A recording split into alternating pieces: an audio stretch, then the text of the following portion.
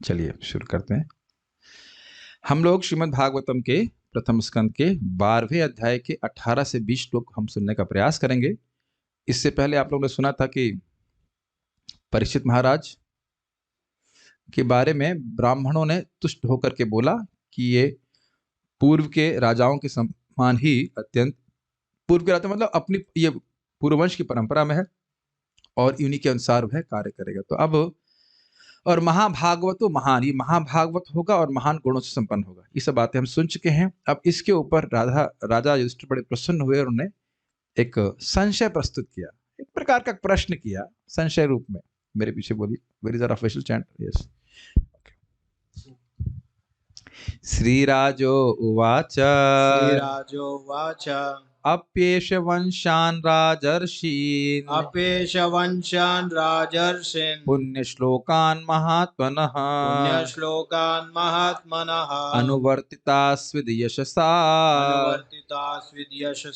साधुवादेन सत्तमाः। श्रीराजो उवाच अप्येष वंशयान् राजर्षीन् पुण्यश्लोकान् महात्मनः अनुवर्तितास्विद् यशसा साधुवादेन सत्तमाः।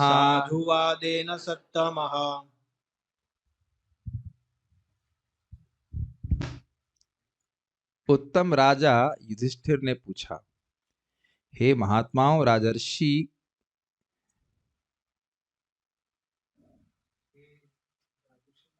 कहाँ होगा? राजर्षि हटा दीजिए, गलत है। गलत मतलब कहीं से गलती से आ गया इधर।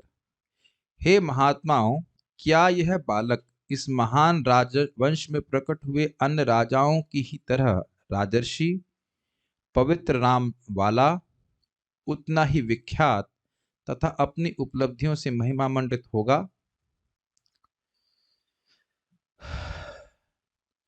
तो संस्कृत को देखिएगा, श्री राजो उवाच। तो यहाँ पे प्रभुपाद जी अनुवाद में उत्तम क्यों कह रहे हैं? वह श्री शब्द का अनुवाद है। एक भक्त को अभी फिर नींद आ रही है और कल मैं अभी उनको तो नहीं, मैं बाद में फोन पे कस के डांटूंगा। दिन में रेस्ट नहीं करते, हर बार यहाँ आते हैं और डोलते रहते हैं इधर से उधर दर्शन करने के लिए, है कि नहीं? तभी तो नींद आती है ना क्लास में। और अभी तो शुरू ही किया है और आंख झपकना चालू हो जाती। किसको बोल रहे हैं? हम उधर देखेंगे भी नहीं किसको बोल रहे हैं, किधर नहीं मालूम चले। लेकिन मुझे बहुत इसमें बहुत गुस्सा आता है। भाई देखो, दर्शन करो चाहे कुछ करो, रेस्ट करके दर्शन करो।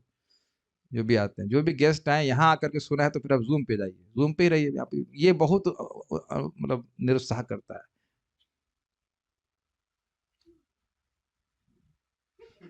हमें क्लास की शुरुआत से सोना शुरू कर दो बोलते होते, कैसा लगेगा आप लोग? हल्का हल्का मैं बोल भी रहा हूँ और सो भी रहा हूँ, कैसा लग रहा है आपको? वो तो कल ड्रामा कर रहा हूँ तो खराब लग रहा है कि नहीं? आंख नहीं, जब आपको सोना है तो अगर नींद आ रही तो क्लास में मत आइए, सो जाइए जाकर के। Don't do both the things together. तो ये तो आपने अच्छा बता दिया। अब तो हमको अब तो रोज ही बहाना कर देंगे। कौन पत्थर डुलवा रहा हूँ यहाँ पे किसी से? और जो गेस्ट आ रहे हैं उनको तो पत्थर डुलने की जरूरत ही नहीं। क्या जरूरत है? एक sufficient rest and come for class. चलिए, अपी, अब प्रायः आप अपी का अर्थ लेंगे भी, लेकिन यहाँ अपी का अर्थ भी नहीं है। ये संस्कृत बड़ी अद्भुत भाषा है। अपी को स्वित दिख रहा है आपको कहीं? स्वित, थर्ड लाइन में दिख रहा है स्वित, अपी स्वित, अपी स्वित, ऐसे जोड़िए। इतना अद्भुत, अपी स्वित। इसीलिए अन्वय करके समझना बड़ा जरूरी, कहाँ अपी है और कहाँ स्वित है। जरा देखिए, पहली लाइन की शुरुआत में अपी दिख रहा है आपको और तीसरी लाइन के बीच में है स्वित। अपिस्वित होगा। अपिस्वित का मतलब क्या होगा? ऐसा ये अर्थ है। It is amazing, Sanskrit is amazing. कहाँ की बात कहाँ जोड़ रहे हैं। एश, एशा मतलब ये बच्चा। ये परिचित अभी नाम रखा नहीं गया, लेकिन ये बच्चा कह रहे हैं, ये बच्चा। वंशयान, वंशयान अर्थात जो पूर्ववंश है। राजर्षिन, जिसमें पहले और अन्य राजर्षि हुए। पुण्य श्लोका, जिनका नाम ही पवित्र करने वाला है।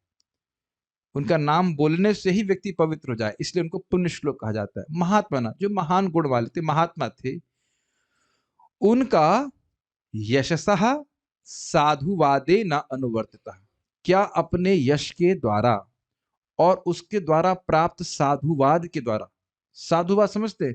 बहुत बढ़िया, बहुत अच्छा, प्रशंसा, महिमा मंडन, क्या उनके उनके द्वारा, दो वस्तुओं के द्वारा, क्या अपने यश के द्वारा अच्छा कार्य करेगा तभी यश प्राप्त होगा, और उसके द्वारा जो साधुवाद प्राप्त हुआ है, साधुवाद नहीं समझ रहे, ब्लेसिंग नहीं कहा जाएगा, साधुवाद का अर्थ होता है बहुत बढ़िया, बहुत बढ़िया, ऐसे साधु साधु साधु मतलब गुड गुड, वेरी नाइस ऐसे करके बोलते, जय हो टाइप, हाँ जय हो जय हो, ग्लोरिफिकेशन है, हाँ ग्लोरिफिकेशन, महिमा मंडन कहा जाता है, मतलब जय हो ऐसे करके, आप बहुत अच्छे राजा हुआ इस प्रकार के।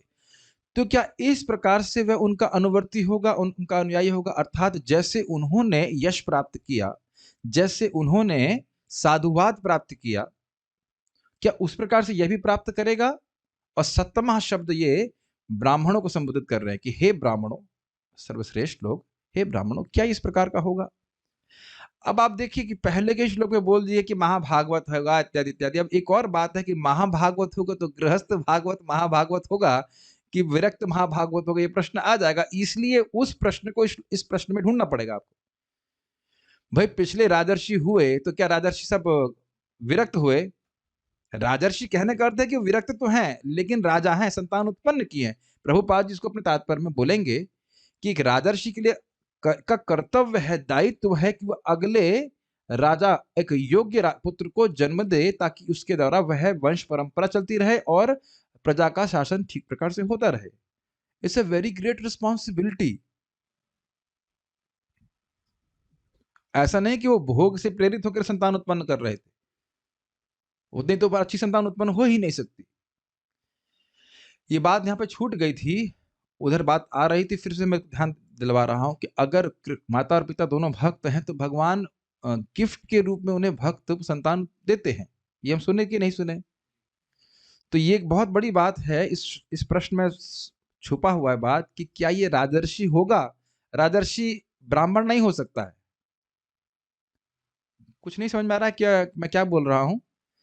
राजर्षि has to be a married person. ब्रह्मचारी होकर के कोई राजा नहीं बनता। राजा मतलब उसे शादी करनी ही होगी। भीष्मदेव का एग्जाम्पल मत लीजिए, भीष्मदेव राजा भी नहीं बने थे और वो एक अलग एक विशेष एक्सेप्शन है, ऐसा नहीं होता है। राजा मतलब शादी करनी होगी, उससे संतान उत्पन्न करनी होगी और संतान अगला भावी राजा होगा जो धर्म का पालन करने वाला होगा। तो ये पूछ रहे हैं कि भाई महाभागवत तो होगा, ऐसा तो नहीं है कि सुखदेव गोस्वामी की तरह पैदा होते ही जंगल में भाग जाएगा। यह भी हो सकता है, इज इट नॉट।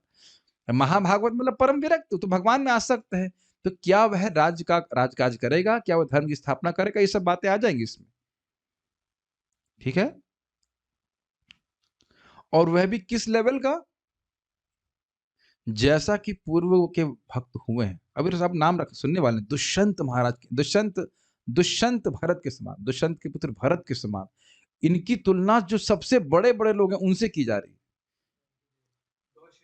बहुत सारे लोग अभी आप सुनने वाले हैं। तो इस प्रकार से युधिष्ठिर महाराज का प्रश्न आपको समझ में आ गया। अब उससे हम उसका आगे पढ़ते हैं। अन्वय देख ले, श्री राजो उवाचा, अर्थात उत्तम राजा युधिष्ठिर ने पूछा। ये श्री शब्द से आपको उत्तम ग्रहण करना पड़ेगा। हे सत्तमाह, हे महात्माओं। हे महात्माओं मतलब किसको एड्रेस कर रहे हैं, ब्राह्मणों को एड्रेस कर रहे हैं जो कि तुष्ट होकर के जन्मपत्री बोल रहे हैं उनकी। अपि स्वित, अब तो कुछ कुछ समझ में आ रहा होगा। अपि को पहला शब्द लीजिए, स्वित वहां से उठाया, तो अपि स्वित का मतलब होता है किम स्वित, क्या ऐसा होगा, क्या ऐसा होगा कि एषः, ये बालक, वंशयान, इस महान राजवंश में प्रकट, पुण्य श्लोकान, पवित्र नाम वाले। पवित्र नाम वाले अर्थ समझ रहे हैं, जिनका नाम लेने मात्र से व्यक्ति पवित्र हो, जैसे युधिष्ठिर महाराज। पुण्य श्लोको नलो राजा पुण्य श्लोको युधिष्ठिरा, ये हम लोग पहले सुन चुके हैं कुंती महारानी की प्रार्थना में कि पुण्य श्लोक हुए राजा नल, उनका नाम बोलने से व्यक्ति पवित्र हो रहा है। या पुण्य श्लोक युधिष्ठिर महाराज का नाम बोलने से व्यक्ति पवित्र हो रहा है। आगे भागवत में सुनेंगे कि इनकी 13 लड़कियां थी। कर्दम मुनि के नहीं, अब मुझे याद नहीं आ रहा, उन 13 हाँ कर्दम मुनि की 9 लड़कियां थी, उनका नाम लेने से व्यक्ति पवित्र हो जाता है। ऐसा करके बहुत सारे लोग होते हैं इनका नाम लेने से, यद्यपि भगवान नहीं है लेकिन इतने सुंदर हैं, जैसे प्रहलाद महाराज, इनका नाम लेने से व्यक्ति पवित्र हो जाता है। ये बात है। कल भी मैं पढ़ रहा था, तुलसी शब्द बोलने से व्यक्ति पवित्र हो जाता है, भगवान प्रसन्न हो जाते हैं। तो महान भक्तों का नाम लेने से वह व्यक्ति पवित्र होता है, इसीलिए भी भागवत में उनका नाम रखा गया। तो समझ में आया आपको पुण्य श्लोक का जी। महात्मना अर्थात महात्मा, राजर्षीन धार्मिक राजाओं का। तो ये सब किनका वर्णन हो, गुणों का वर्णन हो रहा है? जो पूर्ववर्ती राजा निकल गए उनके गुणों का वर्णन हो रहा है। वह पुण्यश्लोक थे, वह महात्मा थे, वह राजर्षि थे। तो क्या उनका यशसः साधुवादेना, अपनी उपलब्धियों से, उपलब्धियों का अर्थ क्या हो गया बताइए? यश का मतलब तो होता है प्रसिद्धि, तो यहां क्या बोल रहे हैं? अपनी उपलब्धियों से। भाई उपलब्धि से ही तो व्यक्ति यश प्राप्त करेगा, इसलिए इसका अनुवाद प्रभुपाद जी की अपनी उपलब्धियों से, जो बड़े बड़े महान कार्य करेंगे उससे जिनको यश प्राप्त होगा उससे, और साधुवादेना महिमान्वित तो होते हुए। महिमान्वित मतलब वही जय हो, आपने ये किया, आपने वो किया, इत्यादि इत्यादि। अनुवर्तिता अनुयायी बनेगा। अनुयायी बनेगा का मतलब क्या होता है? अनुयायी का मतलब हम क्या समझते हैं प्राय? फॉलोवर, चेला, इजी। तो अब कोई मान लो गुरु जी हैं जो बहुत अच्छे भक्त हैं, और चेला जो है वो दारू पी रहा है, तो उनका अनुयायी बोला जाएगा? और वह भी नहीं, नाली में लौट रहा है दारू पी करके, तो कहेंगे कि अनुयायी? बल्कि इस घर में भी बोलते हैं, अरे इस घर का लड़का होकर के ये काम कर रहा है। क्या आपने शब्द ऐसे सुने हैं? अपने लिए सुने होंगे। अरे हमारे यहाँ पैदा होकर के तुम हरे कृष्णा कर रहा है, हमारे तो शिव जी की पूजा करते थे, हम लोग ये करते थे, वो करते, तुमने हमारा नाम डुबो दिया, समाज हमारा क्या बोलेगा? ये सब सुनिए, अनुयायी नहीं रहे ना। लेकिन कोई व्यक्ति शिला प्रभुपाद जी का अनुयायी है, उस प्रकार से भक्ति कर रहा है अच्छे से, तो वह उसका यश, यश कह लीजिए जो इसकी वजह से भी वह प्रभुपाद जी का अनुयायी माना जाएगा ना, अगर ठीक से भक्ति कर रहा है तो। प्रभुपाद जी का मान लो अनुयायी है और प्रचार नहीं कर रहा है, तो अनुयायी है प्रभुपाद जी का? आप विचार कर लीजिए। ये तो हम लोग सुन ही चुके हैं, अद्वैताचार्य जी के दो प्रकार के अनुयायी थे, एक सार और एक असार। आप चैतन्य चेतामृत में सुन सके। तो अनुयायी मतलब उन्हीं के गुणों के समान क्या वो होगा कि नहीं होगा, ये कहने का अर्थ है। बहुत अच्छा अर्थ है। It's not simply follower. जैसा उन्होंने आचरण करा, कि ये वैसे ही आचरण करेगा, ये भी प्रश्न है। अनुवर्ती का समझ रहे हैं ना? जैसे वो राजर्षि थे, क्या वैसे ये भी रहेगा? ये सब प्रश्न युधिष्ठिर महाराज के थे। श्रीधरी, यह महाभागवत होगा, यह कहने पर प्रसन्न होकर राजा ने पूछा, क्या यह सत्कीर्ति अर्थात यशसः? सत्कीर्ति मतलब नहीं, यश नहीं, नहीं नहीं, क्या शब्द था? हाँ वही बात है। यश कहाँ गया? यश सत्कीर्ति और यश के द्वारा अपने वंश के राजाओं के समान होगा, अनुवर्ती होगा। अतएव इसका भी इससे पहले के श्लोक से संबंध है। क्या संबंध है? बोला गया था कि महाभागवत होगा, तो अब क्या पूछ रहे हैं? महाभागवत तो होगा, लेकिन कौन सा वाला महाभागवत होगा? सुखदेव गोस्वामी की तरह होगा कि, या सुखदेव गोस्वामी तो पैदा हो ही गए होंगे, मुझे पता नहीं उसके बारे में, लेकिन ये विरक्त महाभागवत होगा कि गृहस्थ महाभागवत होगा? गृहस्थ महाभागवत, क्या युधिष्ठिर महाराज नहीं थे? अर्जुन, अम्बरीश महाराज, तो ऐसा हो सकता है। As a matter of fact महाजनों में 12 में से 7 लोग गृहस्थ में हैं और 5 लोग ब्रह्मचारी, फिर भी 5 हैं। ठीक है, तो ये कोई भेदभाव नहीं, इसमें व्यक्ति कहाँ पर रहेगा? हाँ, अब ये भी एक प्रश्न बन जाएगा कि भाई शिव जी जैसे गृहस्थी में रहते, कोई गृहस्थी रहेगा? पेड़ के नीचे रहते हैं। कौन से बरगद के पेड़ के नीचे रहते हैं? कहाँ रहते हैं? वट वृक्ष ना, बरगद तो हुआ।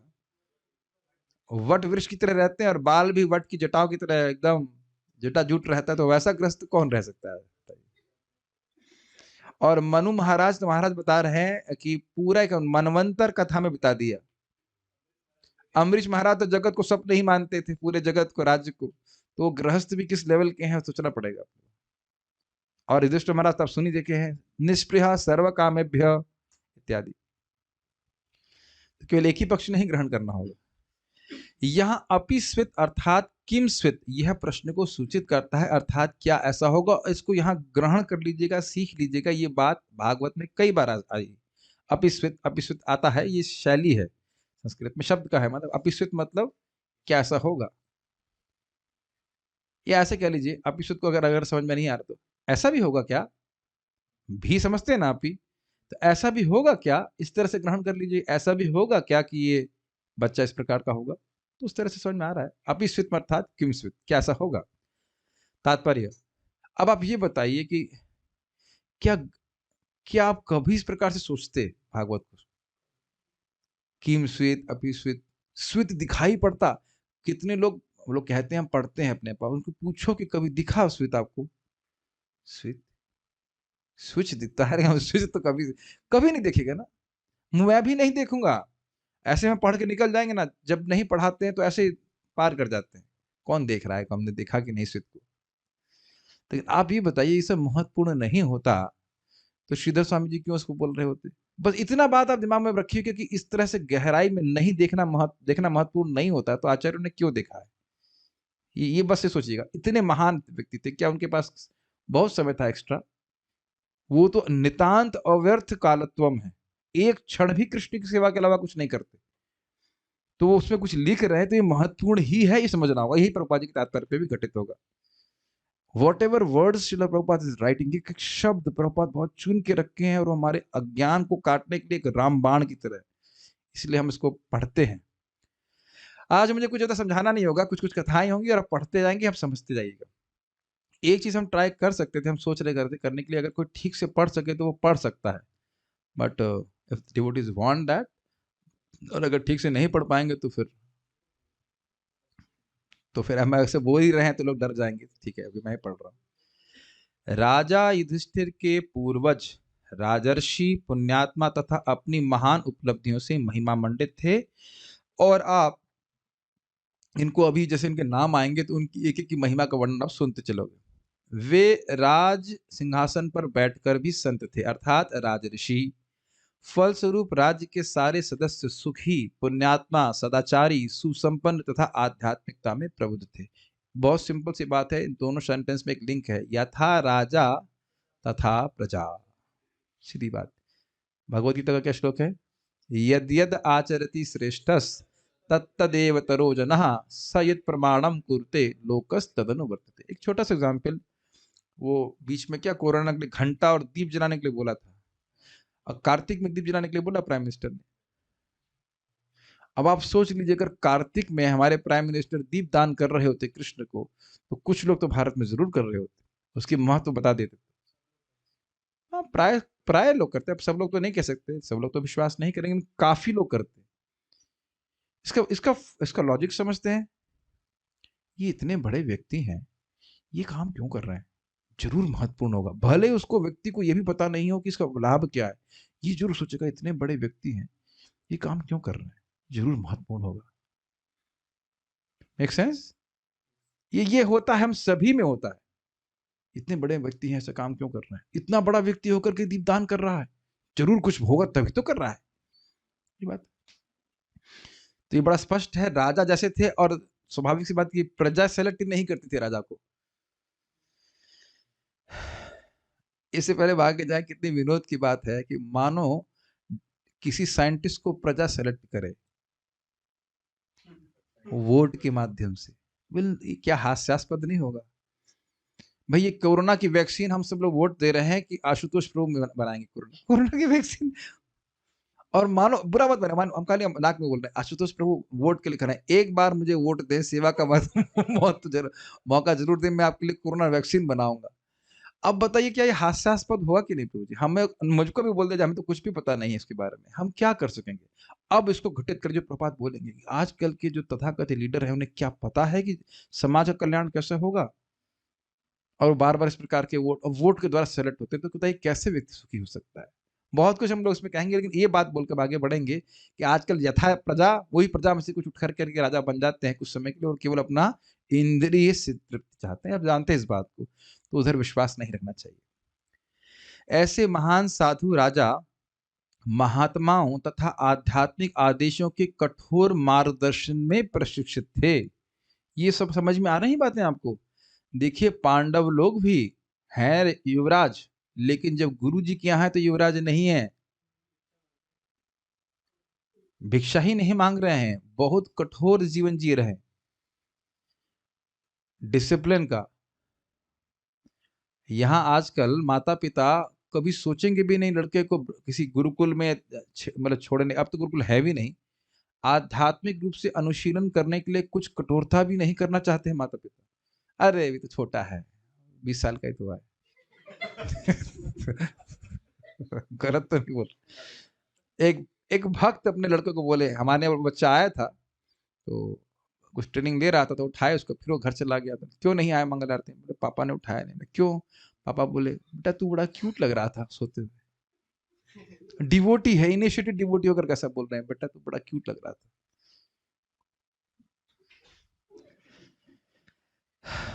सामान्य लड़कों की ये स्थिति है, तो सोचिए युवराज को ये होगा तो कितना भोग में प्रवृत्त होगा आजकल के जमाने में।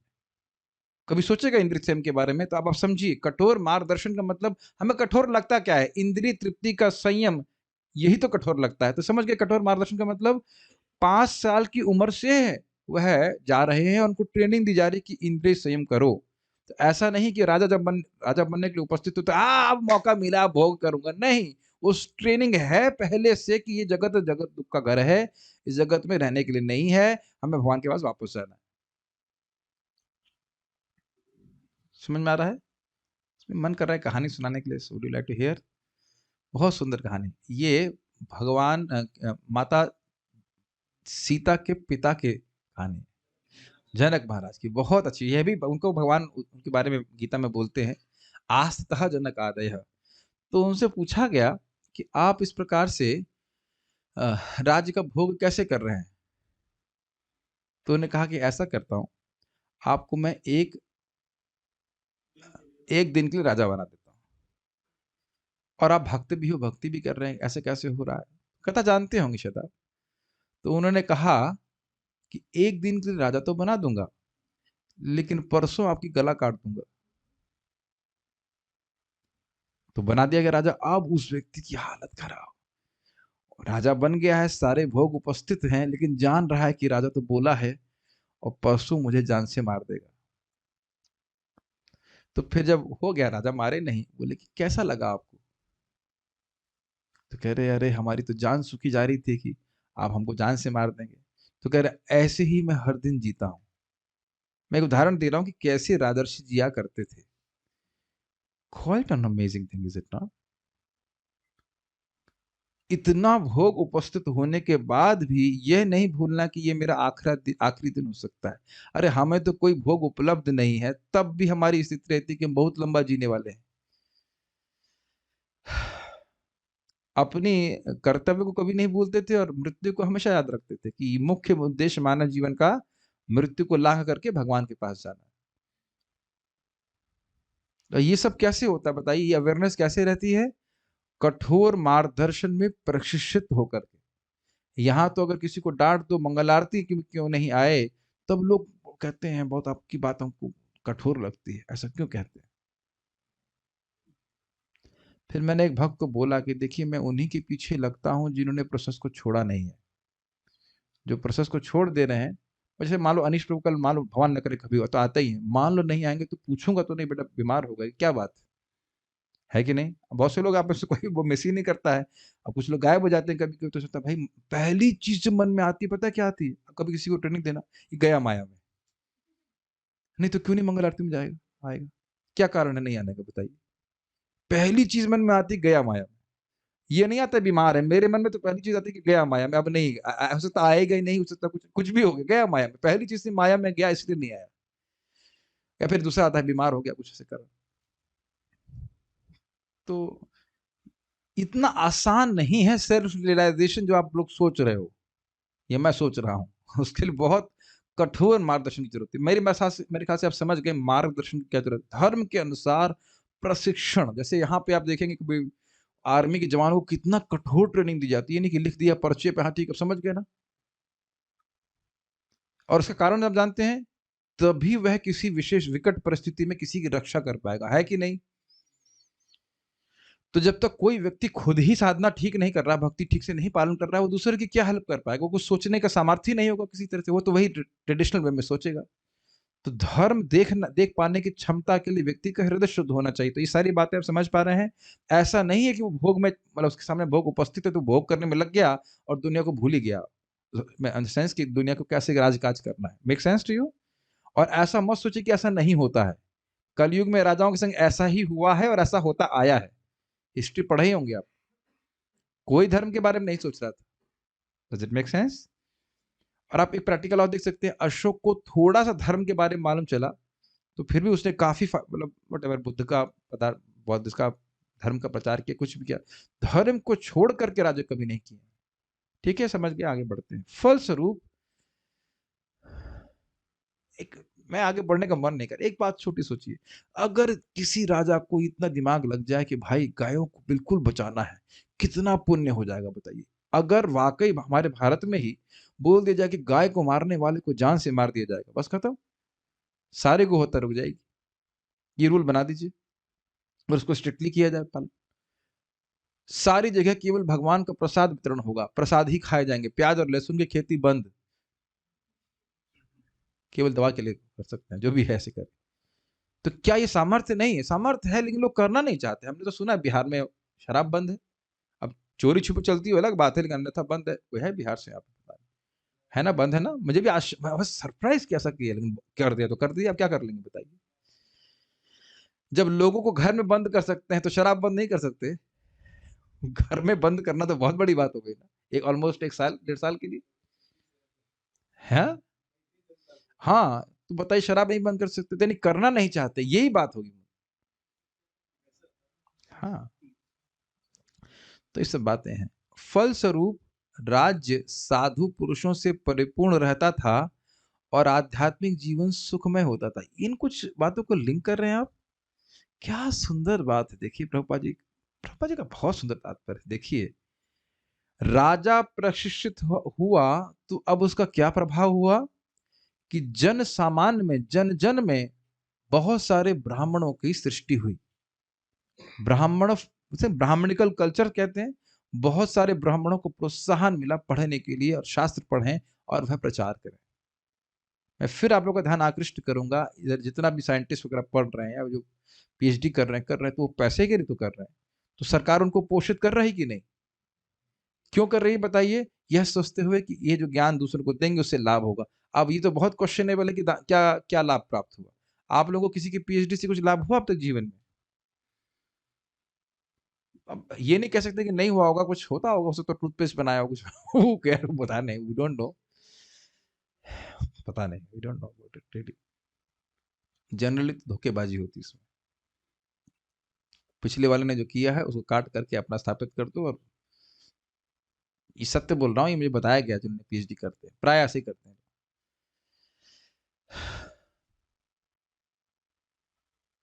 और अब इस समय देखिए कितनी अधिक, इंग्लिश में कहेंगे इम्पावरिशमेंट है, साधुओं की कितनी अधिक कमी है जो ठीक ठीक भगवान के बारे में बोल सके, बता सके। नितांत कमी है कि नहीं? तो कहीं आप देख रहे हैं कि कुछ सरकार की तरफ से कुछ कमी है कि अगर अभी बोल दिया जाए कि पूरे विश्व में, पूरे भारत में ही गीता पढ़ाई जाए प्रॉपर तरीके से, भगवत गीता यथारूप, तो पढ़ाने वाले टीचर नहीं मिलेगा, क्योंकि उसको खुद ही समझ नहीं आएगा कि इसमें लिखा क्या है। ऐसा नहीं है कि खाली पढ़ लेने मात्र समझ में आ जाएगा, उसको भजन नहीं करेगा, जप नहीं करेगा, इंद्रिय संयम नहीं करेगा, वो समझ ही नहीं पाएगा इसमें लिखा क्या है। इंद्रिय तृप्ति ही, सब शब्द ही नहीं समझ में आएगा तो क्या करेगा बताइए। और अगर वह खुद इंद्रिय तृप्ति में लिप्त है तो उसके बोलने का प्रभाव क्या पड़ेगा? Make sense? To become a Brahmin is not easy. अरे दिन में 2 बार नहाना आसान बात है बताइए दुनिया में? हमारे हम श्रीनाथ जी प्रभु जी को मैं देख रहा था, स्नान करते रहते बार बार। उनका ये, वो जाड़े में 3 बार स्नान, आप लोग कभी सोचे हैं बताइए? अब तो कर लेते होंगे, लेकिन पहले तो सोच के ही कब कपी आ जाएगी, है कि नहीं? तो इस पर ये देख रहे हैं गैप पूरे समाज में। ब्राह्मणिकल काउंसलिंग नहीं है ना लोगों के पास। अरे हम नहीं सोच सकते हैं, जो सोच सकता है इंडिपेंडेंटली उसका तो काउंसिल मिलना चाहिए ना। तो जिंदा तो रहे, ऐसे लोग तो जिंदा ही नहीं है ही नहीं समाज में। महाराज युधिष्ठिर स्वयं अपने पूर्वजों की प्रतिमूर्ति थे, कितना सुंदर बात बोल रहे हैं। और उनकी यह अभिलाषा थी कि उनके बाद जो भी राजा हो वह उनके महान पूर्वजों के समान हो। इस सुंदर कुछ लग रहा है इसमें? राजा युधिष्ठिर भी अपने गुणों को जान रहे हैं कि देखो कैसे किसी से कुछ हो रहा है, भगवान की सेवा करके। लिखा है ना, निष्प्रया सर्व कामे भो। अरे कहीं ये जरा सा भी नीचा तो नहीं रह जाएगा।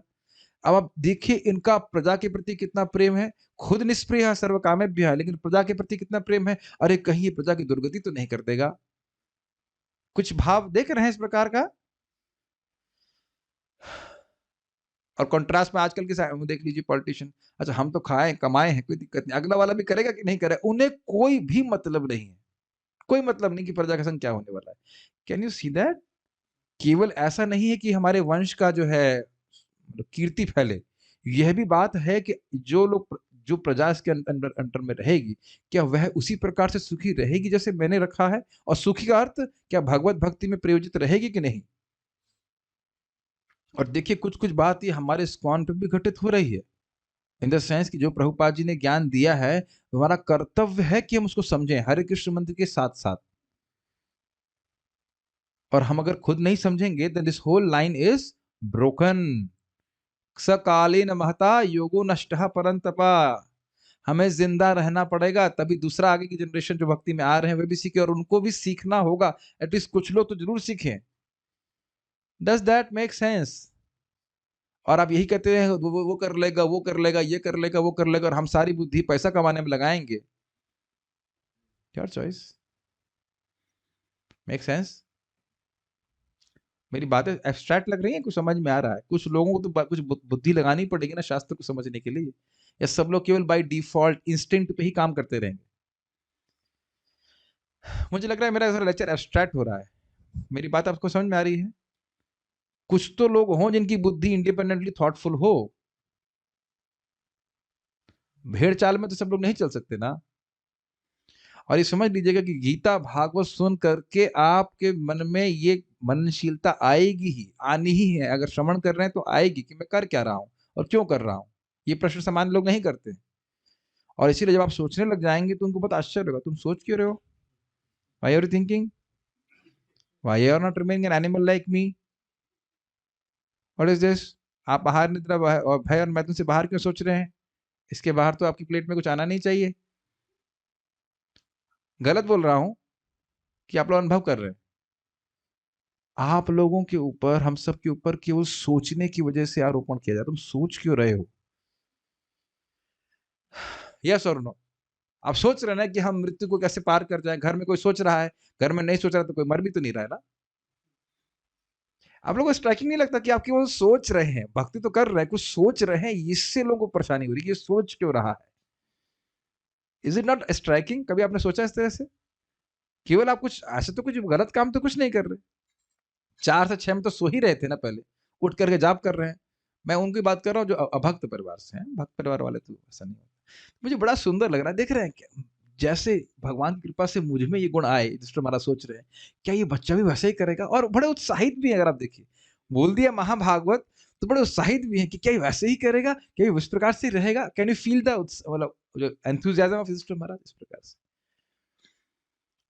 ठीक है, वे विद्वान ब्राह्मणों से यह जानकर प्रसन्न थे कि ज्योतिष गणना के अनुसार नवजात शिशु महाभागवत होगा, और वे व्यक्तिगत रूप से जानने के इच्छुक थे कि बालक अपने महान पूर्वजों का अनुगमन करने वाला होगा या नहीं। एक बात आप सोच सकते हैं, भाई हम तो सुनते हैं कि ये ज्योतिष वोतिष भक्त पे काम नहीं करता, तो ये महाभागवत होगा, ये कैसे मालूम चल जाएगा? लेकिन ऐसा नहीं है। आप सुने हैं प्रभुपाद जी के बारे में भी लिखा गया था कि ये वृद्धावस्था में जाकर के 108 मंदिर का निर्माण करेंगे। तो ऐसा भी है, लेकिन एग्जैक्टली कर्म, देखो ये लोग कर्म के अनुसार नहीं है, कर्म नहीं होता है, लेकिन अब वो जिस स्थिति में पैदा हो रहे हैं उसके अनुसार अंदाजा लगा लिया जाता है या प्रेडिक्ट कर किया जा सकता है कि आगे क्या होने वाला है। यही राजतंत्र की शैली है। क्या शैली है? जो राजा है वह अगले राजा को ट्रेन करके फिर वह अपने पद से च्युत हो जाता है, मतलब अलग अलग हो जाता है, फिर भजन ही करते हैं। शासन चलाने वाला राजा को पुण्यात्मा, उदार, भगवत भक्त तथा छिछोरों के लिए साक्षात भय होना चाहिए। शब्द बड़ा सुंदर है, इंग्लिश में क्या प्रभुपाद कहें? अब स्टार्ट छिछोर छिछोर गुंडों के लिए। अब ये बड़ा इंटरेस्टिंग है। भगवत भक्त समझ में उदार मतलब जो लोग दीनहीन हैं उन पे कृपा करनी चाहिए, और जो छिछोरे हैं उनको प्रेम नहीं करना चाहिए, उनको दंड देना चाहिए। महाराज पे कई बार बोलते हैं ऐसा नहीं है कि हम लोग हाँ अब सब प्रेम से रहेंगे, सब लोग अच्छे ही रहेंगे। नहीं, कुछ लोग हैं ऐसे बदमाश जो दो चार लोगों को मार के ही खुशी होते हैं। तो उन लोगों को अब मृत्युदंड देना बहुत जरूरी है। प्रभुपाद जी इस बात को बोलते हैं कि कश्मीर में जब राजा थे तो यह नियम था कि अगर कोई व्यक्ति चोरी करेगा, प्रभुपाद जी तात्पर्य में कहीं कहते हैं, तो उसके हाथ काट दिए जाएंगे। तो सामान कहीं रख देंगे तो वो हिलने वाला नहीं है सामान। हाथ से कौन हाथ धोएगा है कि नहीं? अगर ऐसे कहा जाए, डर है ना। अगर किसी को चोरी पकड़ी गई और इस प्रकार से वाकई हाथ काट दिया जाए तो किसी की हिम्मत नहीं होगी। तो ऐसा लगता है कि बहुत क्रूर है, लेकिन उसका परिणाम क्या है कि नया एकदम, जैसे इंडोनेशिया में मैं गया था, वहां मालूम चला कि अगर किसी को ड्रग ट्रैफिकिंग करते हुए पकड़ा गया तो जान से मार देंगे, बस खत्म। तो बहुत कम है वहां पे। बट मुझे आश्चर्य हुआ था कि शराब है एयरपोर्ट पे ही बेचते हैं, वो भी सस्ती, ड्यूटी फ्री, लेकिन नरक फ्री नहीं। कोई नरक फ्री शराब हो तो ठीक है, लेकिन नरक फ्री शराब नहीं होती है। ड्यूटी फ्री जरूर हो सकती है। ये भी एक विरोधास्पद बात है, लेकिन अच्छी बात है कि कम से कम ड्रग वालों को तो ये दंड दिया जा रहा है। तो इस प्रकार से होना चाहिए। उसे अबोध जनता के ऊपर राज्य करने के लिए समान रूप से योग्य उत्तराधिकारी भी छोड़ जाना चाहिए। तो अब क्लियर हुआ कि वे महाभागवत तो होगा, लेकिन उसमें डिस्टिंग्विश करना चाहते हैं कि विरक्त महाभागवत कि गृहस्थ महाभागवत। आज के लोकतांत्रिक ढांचे में सारे लोग, मैं इसको ऐसे कहूंगा, आजकल के, मैं अगर इसको प्रभुपाद जी के शब्द को अगर ट्रांसलेट किया जाए तो कहूंगा कि उसे अबोध जनता के ऊपर नहीं, अबोध जनता का खून चूसने के लिए समान रूप से योग्य उत्तराधिकारी भी छोड़ जाना चाहिए। और हो भी रहा है। आप लोगों के कभी मन में आता नहीं कि भाई यह पॉलिटिशियन तो बहुत खराब था, और हम सोचेंगे कि काश ये चला जाता तो ठीक हो जाता, लेकिन उसके बाद छोड़ने से पहले, इससे पहले वो मरे, तो उसका बेटा भी आ जाता है जो उसी के समान ही लोगों का खून चूसने वाला है। हम नाम किसी का नहीं ले रहे हैं, लेकिन ये सब, हम उनका गुणगान क्या करें ऐसे, लेकिन आप देखते हैं ऐसा होता है कि नहीं। वो दे मेक श्योर कि भाई जो परंपरा है बेईमानी की परंपरा है ये, एवं परंपरा प्राप्तम, इसको नष्ट नहीं होने देना। ये दिख रहा है कि नहीं? पॉलिटिशियन की बात नहीं करना चाहिए, लेकिन ये प्रैक्टिकल देखा जा रहा है। कभी कभी बचपन में सोचा करता था ये वाला चला जाएगा ना तो शायद ठीक हो जाएगा, लेकिन कभी ठीक नहीं हो। कलयुग में एक के बाद एक चेन बनी रहती है, चोरों की परंपरा। आज के लोकतांत्रिक ढांचे में सारे लोग शूद्र के गुणों या उससे भी अधम गुणों तक पतित हो चुके हैं, और इन्हीं के प्रतिनिधि द्वारा सरकार चलाई जाती है जो प्रशासनिक शिक्षा की शास्त्रीय शैली से अनजान होता है। एक कुछ बातें समझ ली, शूद्र हैं क्यों, तो समझ में आ रहा है। ये प्रशासनिक शिक्षा की शास्त्रीय शैली, इसका अर्थ क्या हुआ? भाई आजकल जितने भी कोई आईएएस ऑफिसर बन रहे हैं, ऐसा कुछ बन रहे हैं, क्या उनको श्रीमद् भागवतम का ज्ञान है? क्या उनको भगवत गीता का ज्ञान है? क्या इनको यह भी पता है कि भगवान कौन है, उनसे मेरा संबंध क्या है, इत्यादि इत्यादि? कुछ भी नहीं पता है। तो उनको प्रशासन के बारे में तो बहुत कुछ पता है, लेकिन शास्त्रीय दृष्टि से कुछ भी नहीं पता। Blank. And nothing against IAS officers, I am, the point is against the shiksha which is given to them.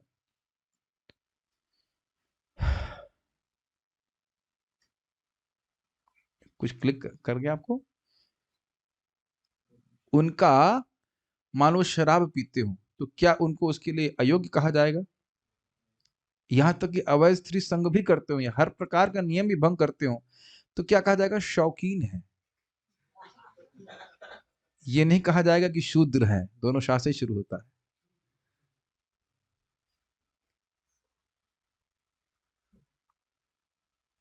बहुत स्ट्राइकिंग बात है ना। और कोई जीवन का उद्देश्य नहीं। वही, अब क्या, उसको मैं गुणगान नहीं करना चाहता, महिमा मंडन भी नहीं करना चाह रहा हूं उनका, लेकिन है कलयुग की स्थिति। इससे कम से कम भक्तों को तो कोई आशा नहीं रखनी चाहिए कि इनके उनका अनुवर्ती होकर कि हमारा कोई कल्याण होने वाला है। ये भी बहुत बड़ी बात है। कभी कभी भक्त भी इस इल्यूजन में चले जाते हैं, हो जाते हैं इस प्रकार की, इस जगत के तथाकथित लोगों का हम पीछे अनुगमन करेंगे तो हमारा कुछ कल्याण हो जाएगा। जब तक इस जीवन में हैं, शरीर धारण करें, भगवान की भक्ति करें, भगवान के पास जाएं। जहां अच्छा राज्य चल रहा होगा वहां जाए ना। चल रहा है बहुत जगह अच्छा राज्य, ध्यान दीजिएगा इस बात। इस प्रकार सारा वातावरण शूद्र गुणों से व्याप्त हो जाता है जो काम तथा लोभ के रूप में प्रकट होते हैं, मतलब रजोगुण तमोगुण से। ऐसे प्रशासक प्रतिदिन आपस में लड़ते रहते हैं। अब जूते चप्पल चलने का वीडियो पार्लियामेंट में तो सब जानते ही हैं। वाट व्हाट एन अमेजिंग थिंग। अब और अजीब सा लगता है, युधिष्ठिर महाराज की सभा में कभी नहीं जूता चप्पल चला है, खाली शिशुपाल बदतमीजी किया है, और उसका क्या हुआ, उसी दिन गर्दन कट गई बेचारे की। What an amazing thing, is it not? मान लो कोई गीता क्लास में डिस्कशन हो रहा है, सिद्धांत समझ में विरोध हो रहा है, तो कोई जूता चढ़ चलाएगा? अरे ये तो कभी नहीं करेगा ना। एकदम एकदम मतलब अनइमेजिनेबल बात होगी ना। और उसको देखो, लोग भूल जा रहे हैं, उसको भूल जा रहे हैं कि ये घटना भारत के ही पार्लियामेंट में हुई। कितनी शर्मसार बात है, यानी कितने ही निम्न कोटि के व्यक्ति हैं वहां पे जो बैठे हैं। अब पता नहीं, अभी तो नहीं चलता होगा, अभी तो शायद नहीं है ना, अभी भी ऐसा करते, लेकिन चीखते तो हैं लोग, ऐसे भड़ भड़ भड़ भड़ बोलने नहीं देते ऐसे करके। द्रौपदी जी कहा करते थे कि पार्लियामेंट की मीटिंग से पहले 15 मिनट कीर्तन होना पड़ेगा। तो उन्होंने प्रभुपाद जी की बात को अलग तरह समझा, पूरे टाइम ही कीर्तन करते रहते हो, लेकिन वो हरे कृष्णा कीर्तन नहीं होता। प्रायः दलों तथा समूहों के स्वार्थ के कारण मंत्रिमंडल में परिवर्तन होते रहते हैं, सब आप जानते हैं इस बात। प्रत्येक व्यक्ति मृत्यु पर्यंत राज के संसाधनों का दोहन करते रहना चाहता है। कोई भी व्यक्ति राजनीतिक जीवन से तब तक निवृत्त नहीं ले लेता जब तक उसे ठोकर मारकर बाहर नहीं कर दी जाती। एकदम झूल ना जाए बिल्कुल, जब तक वह है बेड के ऊपर, तब तक अंत तक राज्य करना चाहते हैं। और जबकि राजर्षि लोग, भरत महाराज युवावस्था में ही राज को कैसे त्याग दिए, मलबत त्याग दिए। क्यों, आप बता सकते हो क्यों? इतना बड़ा राज्य, इतना बड़ा राज्य ने पूरी पृथ्वी का राज्य, अम्बरीश महाराज, भरत महाराज, सभी, ध्रुव महाराज, कौन नहीं किया? अंग महाराज, क्यों करते थे ऐसा? इंद्र तृप्ति की इच्छा नहीं है एक कारण, और भगवान की प्राप्ति। देखिए कुछ भी हो, कुछ ना कुछ मैनेजमेंट में गिचगिच लगी ही रहती। तो 50 साल के बाद दूसरे जो यंग राजा है, युवराज, उसको राज्य दे करके अब केवल एक निष्ठ भाव से वानप्रस्थ लेकर के भगवान की भक्ति ही करे। अब एक भक्त पूछ रहे थे, क्या था, क्या 52 साल में वानप्रस्थ लेना चाहिए कि नहीं, ऐसे कुछ प्रश्न था ना? आपको पता है प्रश्न किसी ने किया? मैंने कहा 52, अरे 51, मतलब वन आने का समय हो गया, ऑलरेडी 1 साल लेट हो गया है। मजाक तो थोड़ा सा कर ही सकते हैं ना। अब देख रहे क्या, कब तक हम उसको नहीं, अभी तो बच्चे का शादी करना है, ये करना है, वो करना है, ऐसा वैसा करके। हाँ, अरे बच्चे लोग शादी कर लेंगे, आपको बुला लेंगे, आ जाइए पिताजी, क्या दिक्कत है? क्या कठिनाई है, कोई दिक्कत है आजकल? तो कोई दिक्कत नहीं। ये एक जगह के नहीं, हर जगह है, रहता है हिसाब किताब। शादी ही करते हैं 35 साल में, तो कैसे 51 में बाहर निकलेंगे बताइए? सब तो डिस्प्लेस कर दिया गया है।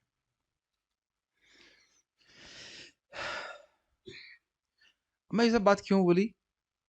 एक छोटा सा परिवार व्यक्ति को छोड़ने में कठिनाई है, और व्यक्ति पूरा राज्य छोड़ दे, वो भी निष्कंटक राज्य, वो भी जहां आपको सब प्रेम करते हो, तो सोचिए भगवान से कितना प्रेम होगा। देखिए बातें हम लोग सुन करके बस छोड़ देते हैं, जरा मनन कीजिए। अरे यहां तक भक्त बोल रहे थे कि गवर्नमेंट जॉब नहीं करना चाहते, माता जी बोल रहे थे, क्यों प्रभु जी, गवर्नमेंट जॉब से आसक्ति हो जाती है। मैंने कहा हाँ, ये बात सही है, क्योंकि वो फीलिंग आती है ना, स्टेबल मतलब something like that, stable suffering whatever. खून तो वहां भी चूसा जाता है, वैसा कुछ नहीं, लेकिन ये ढूंढ रहे हैं हम लोग स्टेबिलिटी, उसमें हम लोग आसक्त तो हो ही जाते हैं हर वस्तु में। और पूरा छोड़ करके ये सोचिए, जिसने पूरा जीवन प्रैक्टिकली 25 साल तो एटलीस्ट मान के चलिए, या 20 साल से 20 साल तक रहते थे, जो भी रहा हो, क्षत्रिय लोग 20 से लेकर 50 साल तक अतुलनीय वैभव भोगा हो। सोचिए कितनी कंट्रोलिंग पावर होगी, पूरे विश्व को कंट्रोल कर सकते हो आप। Can we cannot even imagine that, है कि नहीं? और वो एक क्षण में छोड़ करके जंगल में चले जाना, जहां कोई आश्रय नहीं है, इन द सेंस मतलब वो वैभव नहीं है। तो आप सोच सकते हैं कितना उनका वैराग्य होगा, हम लोग सोच भी नहीं सकते, एकदम नहीं सोच सकते। अभी हमको बोल दिया जाए कि आप जंगल चले जाइए, साधु होकर के भी हम नहीं जा पाऊंगा, बहुत मुश्किल होगा, कंबल कहाँ मिलेगा? छठी करा क्या करेंगे जाकर? छठी करा में हम भक्तों को भेजते हैं, जैसे युधिष्ठिर महाराज ने अपने भाइयों को भेजा था, ठीक है, जाओ वहां राज्य जीत करके आओ, भी आने वाला है। ठीक है कि नहीं? कठिनाई है कि नहीं? टॉन्ट मार रहे हैं हमारे। और हम इनको बताए कि भाई जो ये बोल रहे हैं कि हमारे बेस में आके क्लास दो, तो मैं इनको बोला कि भाई मेरे पीछे कौन सीनियर डिवोटी आया था जब मैं आपको प्रीचिंग करने के लिए आया था? जिसको प्रीचिंग कर रहे हैं हम सीधे कर रहे हैं ना, 2010 से प्रचार कर रहे हैं। क्यों आशुतोष, मेरे घर तो कोई आए नहीं। बच्चा बन के कब तक रहेंगे? बच्चे पैदा करो, बच्चे बने मत रहो। कृष्ण भावनागरी से स्पिरिचुअली अंडरस्टूड, प्रचार कर। एनीवेज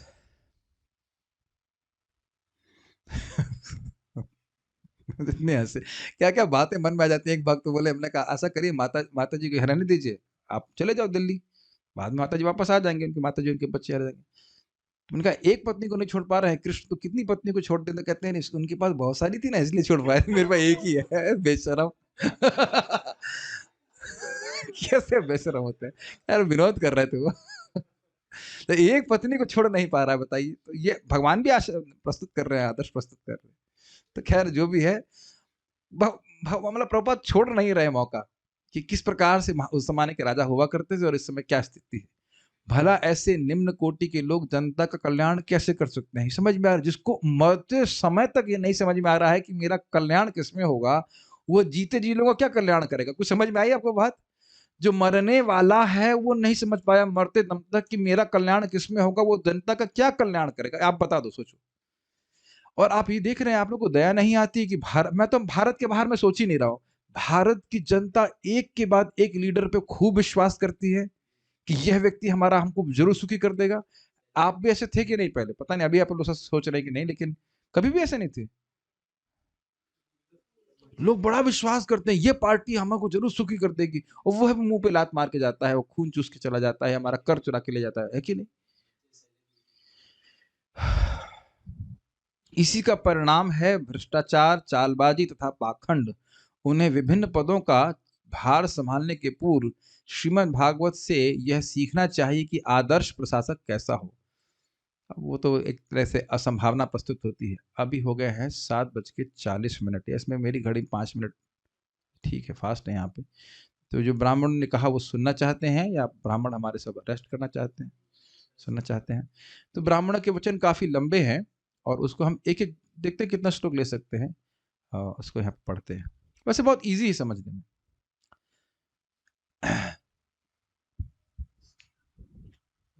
श्रील प्रभुपाद जी के तात्पर्यों को श्रवण करके कम से कम एक महान महाभागवत ब्राह्मण भक्त के विचारों से तो हम संपर्क में आ रहे हैं। ये पता नहीं आप जीवन में क्या देखते हैं, लेकिन रोज सुनना ये बहुत ट्रांसफॉर्मेशनल थिंग है आपके जीवन में। आप लोग शायद ऐसा अनुभव करना है कि नहीं, लेकिन पूरा जीवन की धारा को चेंज कर देगा अगर नियमित इस प्रकार से करते रहेंगे। ठीक है, एक श्लोक और देखते हैं। प्रॉमिस नहीं कर रहा हूँ कि एक ही देखूंगा, लेकिन प्रयास करेंगे एक ही देखेंगे। Okay, we will be good bye. ब्राह्मणा उचुः।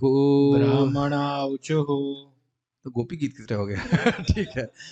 पार्थ प्रजाविता पार्थ साक्षात् प्रजाविता साक्षात् इक्ष्वाकुरिव मानवः इक्ष्वाकुरिव मानवः ब्रह्मण्य सत्यसन्धश्च ब्रह्मण्यः सत्यसन्धश्च रामो दाशरथिर्यथा।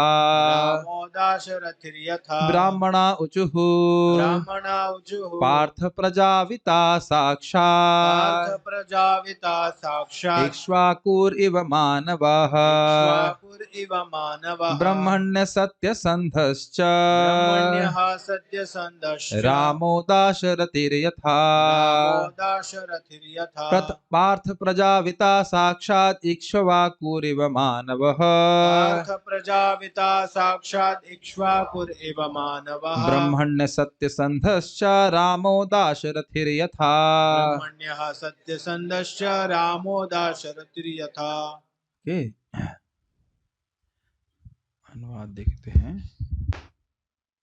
विद्वान ब्राह्मणों ने कहा, हे प्रथापुत्र, यह बालक मनुपुत्र राजा इक्ष्वाकु की ही तरह समस्त जीवों का पालन करने वाला होगा, और जहां तक ब्राह्मणीय सिद्धांतों की पालन की बात है, विशेष रूप से अपने वचन का पालन करने में यह महाराज दशरथ के पुत्र भगवान श्री राम जैसा दृढ़ प्रतिज्ञ होगा।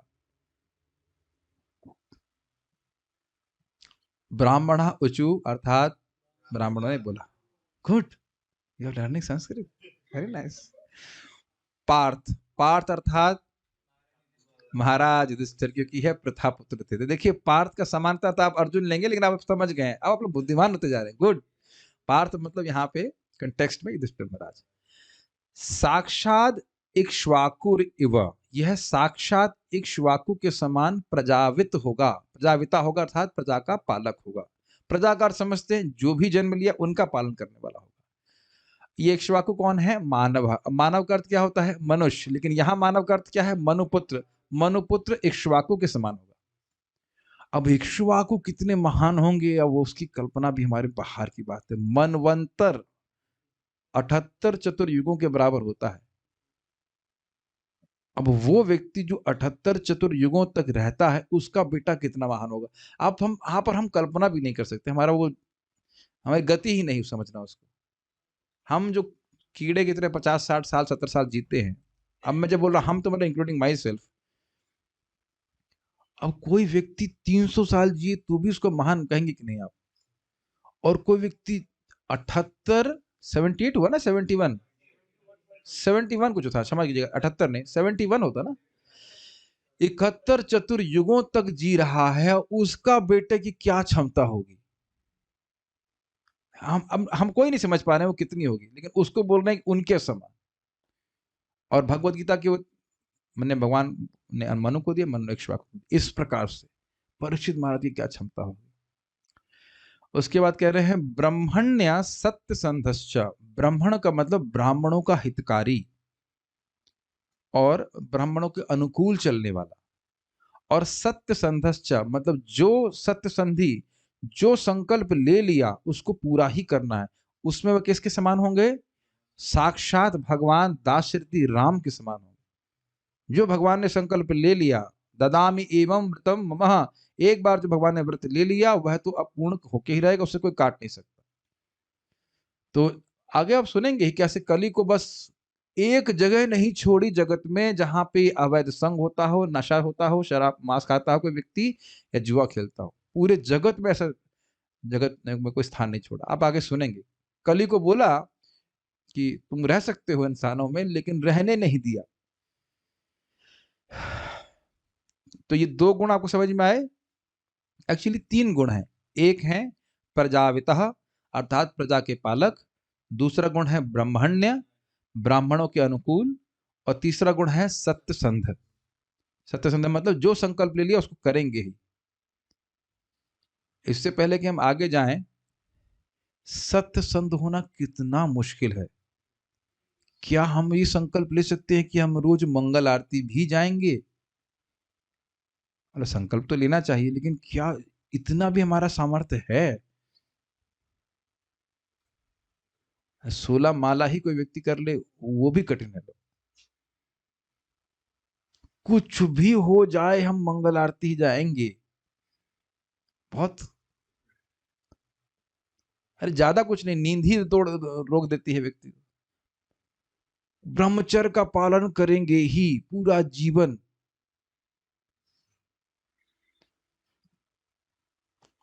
गृहस्थ का पालन करेंगे ही पूरे, हाँ ये इसमें कोई दिक्कत नहीं, इसमें सत्य संधि इसमें कभी नहीं छोड़ने वाली। ये तो आप पहले बोल देते, इसमें सत्य संधि कभी छोड़ेंगे थोड़ा जगाने के लिए बोल दिया। इसमें तो कोई कठिनाई इसमें कोई कठिनाई नहीं। लेकिन खैर मजाक के लिए बोल रहा था, लेकिन इस प्रकार का व्रत लेना, जैसे भगवान श्री राम ने व्रत लिया था ना कि एक पत्नी व्रत, कभी उसको तोड़े, कभी भी नहीं तोड़े। तो भाई देखिए, पार्थ अर्थात हे प्रथा के पुत्र युधिष्ठिर महाराज, ऐशा ऐशा सप्लाई किया गया, इसलिए मैंने इसको ब्लू में दिखाया गया, अन्वय में इसको अलग से रखा गया है। यह बालक, क्योंकि उधर पूछा ऐशा तो ये भी बोलेंगे ऐशा ये बच्चा, साक्षात मानव इक्ष्वाकु, बड़ा स्पष्ट है, साक्षात मनुपुत्र राजा इक्ष्वाकु की तरह प्रजावित, प्रजा का पालन करने वाला होगा। मैं इसलिए अन्वय पढ़ रहा हूँ कि कहीं मान लीजिए कहीं मन जब संस्कृत पढ़ा रहा था तो मन कहीं उधर चला गया हो, तो फिर से आप ध्यान दे सको। दाशरथी राम यथा, तथा महाराज दशरथ के पुत्र श्री राम के समान, सत्य संदह सत्य का पालन करने वाला, तथा ब्रह्मण्य ब्राह्मणों का अनुयायी तथा आदर करने वाला, और भविष्य सप्लाई करना पड़ेगा अर्थात होगा। ठीक है। सारा दर्शनी, आपने यह प्रश्न किया किया कि क्या इसका यश वंश के पूर्ववर्ती महान राजाओं के सदृश होगा या नहीं। यही प्रश्न था ना आपका, तो अब उसका उत्तर देना शुरू करते हैं। अब बड़ा इंटरेस्टिंग यहाँ टीका है। आपने ये पूछा ना कि उनके समान होगा कि नहीं, यही पूछ रहे थे ना आप। अब देखिए उत्तर, उनके समस्त गुण जिनके द्वारा वह प्रसिद्ध हुए थे वे वर्तमान में भी इस बालक में उपस्थित हैं। मतलब यह उन गुणों के संग ही पैदा हुआ है और जैसे ही भविष्य में अवसर उदित होगा वह गुण प्रकट हो जाएंगे। जन्मजात इसमें ये गुण है, ये कहने का आशय। जैसे जैसे बड़े होंगे, अब स्वाभाविक सी बात है कि बड़े होंगे तो प्रकाशित होंगे। बच्चा है तो अब तीर तो नहीं चलाएगा, लेकिन जैसे बड़ा होगा तो ये इसमें अंदर यह गुण प्रकाशित होते चले जाएंगे। काफी इंटरेस्टिंग है। अतः वे उसके तुल्य नहीं है। अमेजिंग। आप यह कह रहे हो कि क्या यह पूर्ववर्ती राज्यों के समान होगा, लेकिन हम यह कह रहे हैं कि वो इसके समान नहीं होंगे। क्यों ऐसा? क्योंकि इसमें उन सबों के गुण हैं। पूर्ववर्ती राजा हुए लेकिन उनमें हो सकता हो कुछ गुण ना हो, लेकिन इसमें उन सभी के सारे गुण हैं। सर्वगुण संपन्न कहा जाता है, मैट्रिमोनियल में आता है ना क्या सर्वगुण संपन्न। और जरा उनसे पूछो कि कौन से गुण है इसमें महाराज बड़ा विनोद करते हैं इस पे। कहाँ पे, तो अमृत समुद्र मंथन में कहीं बोल रहे थे कि मान लो कहीं शादी का मैट्रिमोनियल हो और लिखे किसी लड़की में क्या गुण है, तो लिखने में कठिनाई होगी, कितने गुण बोले जाएंगे। और ऐसे लड़के में बोला जाए कि ये गुण है वो गुण है, तो 2-4 गुण बोल करके फिर समाप्त समाप्त हो जाएगा। लेकिन भगवान के जितने गुण है कोई लिख भी नहीं सकता है, और वो हमेशा शाश्वत रहने वाले हैं। तो खैर गुणों पे बोलने लग गया, लेकिन कहने का आशय ये है कि इनमें सारे पूर्ववर्ती गुणों राजाओं के गुण हैं। और यहाँ पे वह एक एक करके बता रहे हैं। आप बताइए, भगवान दाशरथी राम भगवान के समान सत्यसंधी, इसका मतलब कुछ समझ पा रहे हैं आप? बहुत अद्भुत बात है। महाराज कई बार बोलते हैं सत्य संकल्पता के ऊपर कि हम लोग बोलते हैं हाँ हम पहुंच जाएंगे, हम तो उस टाइम पे पहुंच जाएंगे। सॉरी, हमारा जाम लग गया था, खराब हो गया था, ये हो गया, हमारा पेट खराब हो, कुछ तो कुछ। अरे बहुत बार तो ट्रेन ही नहीं पकड़ पाते, बताइए क्या सत्य संकल्प है? क्या ऐसा हुआ नहीं कभी हमारे संग? कितना बातें बोलते हैं, हाँ हाँ हाँ सब कर लेंगे, हो जाएगा, ऐसा हो जाएगा, फिर सॉरी सॉरी करते रहते। कहाँ सत्य संकल्प है बताइए? बड़ी, यहाँ तक कि कुछ गलती करते हैं भगवान के सामने आके कहते हैं सॉरी, अब हम दोबारा कभी ऐसा नहीं करेंगे, फिर वही शक्ल बनाते हैं कि फिर वही गलती करते हैं। मुझे तो इसमें हंसी आती, कभी कभी कोई भक्त बोलते हैं मुझे कुछ गलती थे, प्रभु जी अब ये गलती हम कभी नहीं करेंगे। हमने कहा अच्छा, ऐसा कैसे हो सकता है? गलती और हम लोग कभी ना करें, ऐसा कैसे हो सकता है? हम तो ना सत्यसंध है करके। कितना प्रताप होगा किसी व्यक्ति का, केवल इस शब्द को विचार कीजिए, सत्य संध। जो कह दिया कि ये होना है तो करना ही है, उसको आप रोक नहीं सकते। कोई दुनिया में शक्ति नहीं जो उसको रोक दे। What a powerful quality. सत्य संध पे खैर विचार करें। और ब्राह्मणों के प्रति नितांत अनुकूल। ये भी देख लीजिए, हैं राजा पूरे विश्व के, लेकिन ब्राह्मण क्या होते हैं? ब्राह्मणों के पास तो कोई धन नहीं होता है, प्रति उनके एकदम अनुकूल। जैसे भगवान कृष्ण थे, भगवान श्री राम भी ब्राह्मणों के कितने अनुकूल थे। देखिए, आपको पता हो कि जब वह विश्वामित्र जी के साथ वह और भगवान लक्ष्मण जी थे, तो विश्वामित्र जी के चरण दबाते जब तक कि विश्वामित्र जी सो नहीं जाते, फिर लक्ष्मण जी चरण दबाते भगवान श्री राम के जब तक भगवान श्री राम नहीं सो जाते। सुने होंगे कथा, बड़ा इंटरेस्टिंग है, एकदम उनके संग चल रहे। बड़ा सुंदर। भगवान श्री राम की तरह वह ब्राह्मणों के अनुकूल चलने वाले थे। मैं तो सत्य संध पे ही सोच रहा हूं, कितना मुश्किल है सत्य संध होना, छोटी छोटी चीजों के लिए। हमने यही अवलोकन किया, हम यही देख रहे हैं। इस आशय से वह बोले, प्रजापिता अर्थात प्रजा का रक्षक, और सत्य संध अर्थात अपने वचन के प्रति अटल। हम केवल इसी तात्पर्य को देखेंगे, कल एक सुंदर और कथा होगी तो उसको वहां देखेंगे 20वें वाले को। तात्पर्य, प्रजा का अर्थ है इस भौतिक जगत में जन्म लेने वाला जीव। इसको आप जानते हो, उसकी व्याख्या मैं नहीं कर रहा हूं। वास्तव में जीव का न तो जन्म होता है न मृत्यु होती है, लेकिन भगवान की सेवा से विलग होने एवं भौतिक प्रकृति पर प्रभुत्व जताने की इच्छा के फलस्वरूप उसे अपनी भौतिक इच्छाओं की तुष्टि के लिए उपयुक्त शरीर प्रदान किया जाता है। ऐसा होने से वह जीव भौतिक प्रकृति के नियमों द्वारा बद्ध हो जाता है और उसका भौतिक शरीर उसके कर्म के अनुसार बदलता रहता है। इस प्रकार जीव 84 लाख योनियों में देहांतर करता रहता है, किंतु भगवान का अंश होने के कारण भगवान न केवल उसकी जीवन की सारी आवश्यकताओं की पूर्ति करके उसका पालन करते हैं, अपितु स्वयं तथा अपने प्रतिनिधियों राजर्षियों द्वारा उसकी रक्षा भी करते हैं। इससे पहले आप जरा विचार कीजिए, प्रभुपाद जी ने इतनी फिलॉसफी क्यों बोल दी। प्रभुपाद जी का एक विशेष प्रयोजन है कि व्यक्ति भागवत कहीं से भी खोले उसे फिलॉसफी समझ में आ जाए। एक बात तो ये, इसीलिए प्रभुपाद जी ग्रंथों को जब खूब पढ़ने लेंगे तो आपको फिलॉसफी दिमाग में घुस जाएगी, बिल्कुल सहज रूप से घुस जाएगी। इतना तो कुछ यहाँ पे कहने की आवश्यकता नहीं थी एक दृष्टि से आप देखें तो, लेकिन प्रजा को शब्द को लेके श्रील प्रभुपाद जी क्या समझा रहे हैं, अरे तुम्हारा अस्तित्व जगत में है ही क्यों, तुमने जन्म ही क्यों लिया, और आत्मा के गुणों के बारे में प्रभुपाद जी ने बता दिया। देख रहे हैं कितना कितना बुद्धिमानी से प्रभुपाद जी तात्पर्य लिख रहे हैं। मतलब बुद्धिमानी शब्द मैं छोटा बोल रहा हूँ, मतलब क्या सीखेंगे कि व्हाट दृष्टि, क्या दिव्य दृष्टि से दिख रहा है कि मानो कदाचित उसने यही पेज खोला और ये खोला, समझ में आ जाएगा प्रजा का अर्थ यह है और मैं आत्मा हूं, भगवान से विद्रोह करने के कारण मैं जगत में पड़ा हूं, ये सारी फिलोसफी समझ में आ जाएगी। What an amazing brilliance of Srila Prabhupada. नहीं तो आप सोचेंगे ना ये सब लिखने की क्या जरूरत थी। Now we have a relationship with Srila Prabhupada, पढ़ के क्यों प्रभुपाद इस बात को लिख रहे हैं, तब रुचि होती है पढ़ने में, है कि नहीं। तात्पर्य का श्लोक से कुछ संबंध होना चाहिए ना, ये ऐसे ही प्रभुपाद लिख दे रहे हैं इसको। प्रजा जिसने भी जन्म लिया है, फिर जन्म लिया क्यों है, और ये बात राजर्षि जानते थे कि इस जगत में जितने भी जीव हैं भोग के लिए उत्सुक हैं, इसलिए जन्म लिए हैं और मेरा कर्तव्य है कि उनको भगवान की तरफ उन्मुख करना, इसलिए प्रभुपाद इस तात्पर्य में लिख रहे हैं। Doesn't make sense. बहुत अद्भुत प्रभुपाद जी की तात्पर्य। ये कभी विचार किया करें कि प्रभुपाद जी लिख क्यों रहे हैं, किस कारण से लिख रहे हैं, तब हमारा संबंध होता है इस तात्पर्य से। ये राजर्षि समस्त प्रजा अथवा जीवों को जीवित रहने तथा उन्हें दिए गए बंदी जीवन को पूरा करने के लिए सुरक्षा प्रदान करते हैं। महाराज परीक्षित वास्तव में एक आदर्श राजर्षि थे, क्योंकि एक बार जब वे अपने राज्य का दौरा कर रहे थे तो उन्होंने देखा कि साक्षात कली एक बेचारी गाय को मारने जा रहा था। उन्होंने उसे तुरंत बधि करार करते हुए दंडित किया। इसका अर्थ यह हुआ कि साधु चरित शासकों द्वारा पशुओं तक को संरक्षण दिया जाता है, जो किसी भावावेश के कारण नहीं था, अपितु तो इसलिए था कि जिन्होंने इस भौतिक संसार में जन्म लिया है उन्हें जीवित रहने का अधिकार है।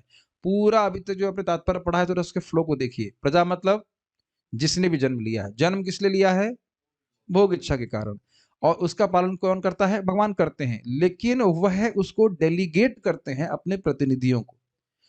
किस लिए, कि इनका पालन तो हो लेकिन क्रमशः ही अपनी चेतना का विकास कर सके। क्लियर। और फिर प्रभुपाद जी कह रहे हैं कि परीक्षित महाराज जैसे राजर्षि इस बात को जानते थे, इसीलिए किसी भी जानवर को जबरदस्ती नहीं मारा जा सकता। उसका कारण समझिए, किसी को मारा, मान लो गाय को मार दिया, तो अब उसको दोबारा गाय के रूप में जन्म लेना पड़ेगा, तो ये कष्ट हुआ कि नहीं। थोड़ा समझ में आया आपको। गाय के शरीर में प्राप्त हुआ तो उसको माँ के गर्भ में रहना पड़ा, मान लो 12 साल 14 साल ऐसे गाय रहती है, जीवन रहता, तो शरीर छोड़ के फिर वह मनुष्य शरीर प्राप्त करती। अब अगर किसी ने इसको मार दिया तो फिर वह गाय के शरीर में आएगी, फिर उसको माँ के गर्भ में रहना पड़ेगा, तो कष्ट एक्स्ट्रा हुआ कि नहीं। तो क्यों केवल अपने जीव के लाभ सुख के लिए व्यक्ति एक दूसरे जीव को इस प्रकार के कष्ट में डालना ही बहुत बड़ा पाप है। ठीक। तो आप कहेंगे जो प्रभु जी आप पालक का साग खा रहे हैं उसका क्या, अरे भाई वो पालक का पहले बात तो साग काटा गया और पालक भगवान को अर्पित करी, तो वो पालक में जो जीव है उसको भी लाभ हुआ। और जो फल खा रहे तो फल से शरीर तो पेड़ मरता नहीं है, और गेहूं तो आप जानते हैं कि वो शरीर छोड़ देता है तब ग्रहण करते हैं, फिर भी उसको लाभ होता है। बहुत सारी बातें हैं, सब अलग चीजें हैं, लेकिन कहने का अर्थ यह है कि सभी जीवों को क्रमशः अपनी चेतना में प्रगति करने का मौका दिया जाए, ये एक राजा का कर्तव्य है। बताइए कितनी उच्चतर सोच है। और फिर प्रभुपाद ने धारणा दिया कि कल ही जब गाय को मारने जा रहा था तो परीक्षित महाराज ने तुरंत उसको दंड दिया, तुम ऐसा नहीं कर सकते। क्लियर। सारे साधु राजा, अब सोचिए कि क्या अपने बच्चों के बारे में भी हम ऐसा सोचते हैं, या जिन लोग शादी करने वाले हैं आप होंगे बच्चे, सोचे हैं इस तरह से कि ये जीव हमारे घर में आया है। कोई सोचता है अपने बच्चे को जीव के रूप में, मेरा बेटा है, मेरी बेटी है इत्यादि। कभी सोचते हैं कि ये जीव के रूप में हमारे जीव घर में आए, कोई आज तक बता दीजिए कोई सोचता है क्या। बहुत रेयर कोई सोचता है इस तरह से। ममता में फंसे रहते हैं कि मेरा एकमात्र कर्तव्य है कि अधिक से अधिक की आध्यात्मिक प्रगति कर ले। हम तो यहाँ बोल रहे हैं तो लोग सुन रहे होंगे, क्या इस तरह का शब्द भी कभी कोई प्रयोग करते हैं कि ये जीव हमारे यहाँ घर में पैदा हुआ है, जो कुछ भी है, तो कुछ समय के लिए हमारे यहाँ पे आया, हमारा कर्तव्य है कि उसको भगवान की भक्ति में आगे बढ़ाएं। इस तरह की लैंग्वेज भी प्रयोग नहीं करते ना, विचार कैसे आएगा बताइए। ऐसा जब मैं हम बोल रहा हूं ना तो लोगों को लगेगा मैं लोगों को नीचे दिखा रहा हूं, लेकिन ऐसा नहीं है, ऐसा नहीं कि नीचे दिखा रहे हैं, लेकिन जो वास्तविकता वो हम प्रस्तुत कर रहे हैं। कभी सोचता है कोई माता पिता या सोच रहा है कोई व्यक्ति हमारे ये भक्ति में आगे बढ़े, मुख से बोल देंगे कि पढ़ाई कर, मैथमेटिक्स में नंबर अधिक करते आने चाहिए, गीता पढ़े या ना पढ़, भागवत पढ़ो कि ना पढ़ो, यही तो चल रहा है बताइए। मैं एक भक्त को बोला कि आपकी लड़की पढ़ भागवत सुनना चाहती है, आना चाहिए, अरे नहीं वो पढ़ाई और भागवत बैलेंस नहीं हो पाती है। तो हम भक्त लोग ऐसा बोल रहे हैं, हम उनका नाम नहीं रख सकते, लेकिन भक्त ऐसा बोल रहा है। और कितने बच्चे होते हैं इनकी रुचि होती है, सहज रुचि है तो उसको भेजना चाहिए ना। हाँ, हम उसके लिए फोर्स नहीं करते, भागवत के लिए, फिजिक्स केमिस्ट्री के लिए और वर्ड में राइट अलाइनमेंट क्या होता है समझने के लिए जरूर फोर्स कर देंगे, लेकिन अब भक्ति के लिए नहीं, क्यूट लगने दीजिए। कहाँ परिवर्तन हो रहा है बताइए, हम अपने आप क्या परिवर्तन देख रहे हैं बताइए। एनीवेज, ऐसा लग रहा होगा कि निंदा कर रहा हूं, लेकिन एक हृदय में बात उबल जाती है कि कितना सुंदर प्रभुपाद जी ने हमको प्रोग्राम दिया है, अगर उसको पालन करें तो कितना परिवर्तन हो सकता है। एनीवेज, सारे साधु राजा, सूर्य ग्रह के राजा से लेकर पृथ्वी के राजा तक, यानी विवस्वान से लेकर के पृथ्वी के राजा तक वैदिक साहित्य के प्रभाव से प्रभावित रहे हैं। मतलब वो उनके उनके ये नहीं था कि अपने मन से कुछ राज्य कर ले ना। और एक बात यहाँ पे आ रही है तो बड़ा स्पष्ट, आप पृथु महाराज के प्रसंग में पढ़ेंगे कि राजा को, क्षत्रिय को और ब्राह्मण को धर्म का ज्ञान होना चाहिए था, बहुत अच्छे से ज्ञान होना चाहिए। Does that make sense to you? बहुत अच्छे से ज्ञान होना चाहिए। तो कभी कभी एक बात तो मेरे कान में आ गया, भाई ये तो शुक्र दास जी मैनेजर नहीं क्या भागवत पढ़ा रहे हैं। हमने कहा ठीक है मैनेजमेंट त्यागी दो, लेकिन मैनेजर को तो और ज्ञान होना चाहिए शास्त्र का, नहीं तो वो मैनेजमेंट करेगा अपनी बुद्धि से, शास्त्र की बुद्धि से नहीं। ये नहीं कह सकते कि मैनेजर हूं तो भागवत में नहीं बैठूंगा या भागवत नहीं सुनूंगा। मैनेजर बनने का तुम्हारा अधिकार ही नहीं। महाराज बोलते परीक्षित महाराज से बड़ा कोई मैनेजर है बताइए, या अम्बरीश महाराज से बड़ा, युधिष्ठिर महाराज से बड़ा, क्या वो भागवत नहीं सुन रहे? सातवां स्कंद किसका है? युधिष्ठिर महाराज पे डिस्कशन है नारद जी से। बड़ा बड़ा कॉम्प्लिकेटेड है, मैनेजर हो गया कुछ तो भागवत नहीं पड़ेगा। मैं कहा ठीक है, करना ही नहीं मैनेजमेंट। वैदिक साहित्य की शिक्षा उच्चतर ग्रहों में भी दी जाती है। वाह! कभी आपने सोचा है कि गीता केवल हम ही नहीं पढ़ रहे हैं, सूर्यदेव भी पढ़ रहे हैं। हम सूर्यदेव से श्रेष्ठ तो नहीं है। कभी कभी लोग कहते हैं गीता शिशु शास्त्र है, बच्चों के लिए है। हमने कहा विवस्वान जी बच्चे हैं सारे बच्चे उन्हीं के बाद आए हैं, है कि नहीं? मनु महाराज बच्चे हैं। ये सब बातें उड़ती हैं, भक्तों के बीच में उड़ने लगती हैं। भगवद गीता तो बच्चों का शास्त्र है। अच्छा ठीक है, तो आप ब्रह्मभूत प्रसन्नात्मा हो गए ना, पराभक्ति को प्राप्त हो गए, इत्यादि इत्यादि। तो एक श्लोक जीवन में अप्लाई करो, तथा मान अपमान इत्यादि इत्यादि, समशीतोष्ण सुख दुख इत्यादि। एक श्लोक जीवन में अप्लाई नहीं कर सकते और बोल रहे शिशु शास्त्र। आप लोग आश्चर्य नहीं होता कैसे? एक भक्त बोले अब आप गीता तो आप 10 साल के लिए छोड़ ही दीजिए। हमारे रघुपति प्रभु को बोले, एक व्यक्ति आके बोला यार गीता तो अब क्या पढ़ेंगे, अरे गीता आप जो है 10 साल छोड़ दीजिए। तो बोले फिर अब क्या पकड़े प्रभु जी बोले कि गीता छोड़ दे, पकड़े क्या? क्या पकड़े बताइए, क्या पढ़े? गीता ही नहीं पढ़े तो क्या पढ़े जरा बताइए। अद्भुत है लोग। मैं तो इस पे हंसता रहता हूँ कि भगवान कैसे अंदर से लोगों को चाबी भरते हैं ज्ञान की। क्या ज्ञान उनके मुख से निकलता है। 10 साल के लिए गीता आप छोड़ दीजिए, क्या क्या बातें लोग मुख से निकालते हैं। कितना सुंदर तात्पर्य है। सूर्यदेव, सूर्य लोक में भी भगवत गीता पढ़ाई जा रही है। अब पृथ्वी लोक की तो बात ही छोड़िए। पूछ लीजिए, तुम कहो कि तुम कुछ पढ़ नहीं रहे हो, तुम जो पढ़ के आए हो सूर्य लोक में पढ़ाते हैं क्या? पूछ लीजिए किसी को। जो तुम पढ़ रहे हो वॉटेवर, सॉफ्टवेयर इंजीनियरिंग है, जो कुछ भी पढ़ रहा है, पढ़ा रहा है कोई सूर्य लोक में, हंस रहे होंगे, देखो मानव जीवन प्राप्त करके सॉफ्टवेयर इंजीनियरिंग की बातें पढ़ रहा, पाइथन अजगर पढ़ रहा है कुछ भी है कि नहीं? भागवत पढ़ सकता था, भक्तों के संग मिला, लेकिन देखो क्या पढ़ रहा है, अजगर, सांप, चूहा, बिच्छू, जो कुछ भी। नथिंग अगेंस्ट, मेरे मजाक बनाने की आदत है तो मजाक बना रहा हूँ। जावा, सी प्लस प्लस और whatever, anything, nothing against software engineers but पर से, बट वैदिक साहित्य की, या हमारे पे हम अपने मजाक बनाते हैं, फिजिक्स केमिस्ट्री बायोलॉजी, बायोलॉजी नहीं, केमिस्ट्री इत्यादि पढ़ रहे थे, मैथ्स, इंटीग्रेशन। वैदिक साहित्य की शिक्षा उच्चतर ग्रहों में भी दी जाती है, जैसा कि श्रीमद् भगवद गीता में श्री भगवान द्वारा सूर्यदेव को उपदेश देने का प्रसंग मिलता है। ऐसी शिक्षाएं गुरु शिष्य परंपरा द्वारा चलती रहती हैं, क्योंकि सूर्यदेव ने अपने पुत्र मनु को शिक्षा दी, फिर मनु ने महाराज इक्ष्वाकु को शिक्षा दी। ब्रह्मांड के एक दिन में 14 मनु होते हैं, और यहाँ पर जिस मनु का उल्लेख हुआ है वे 7वें मनु हैं, जो प्रजापतियों में से एक हैं, और वे सूर्यदेव के पुत्र हैं।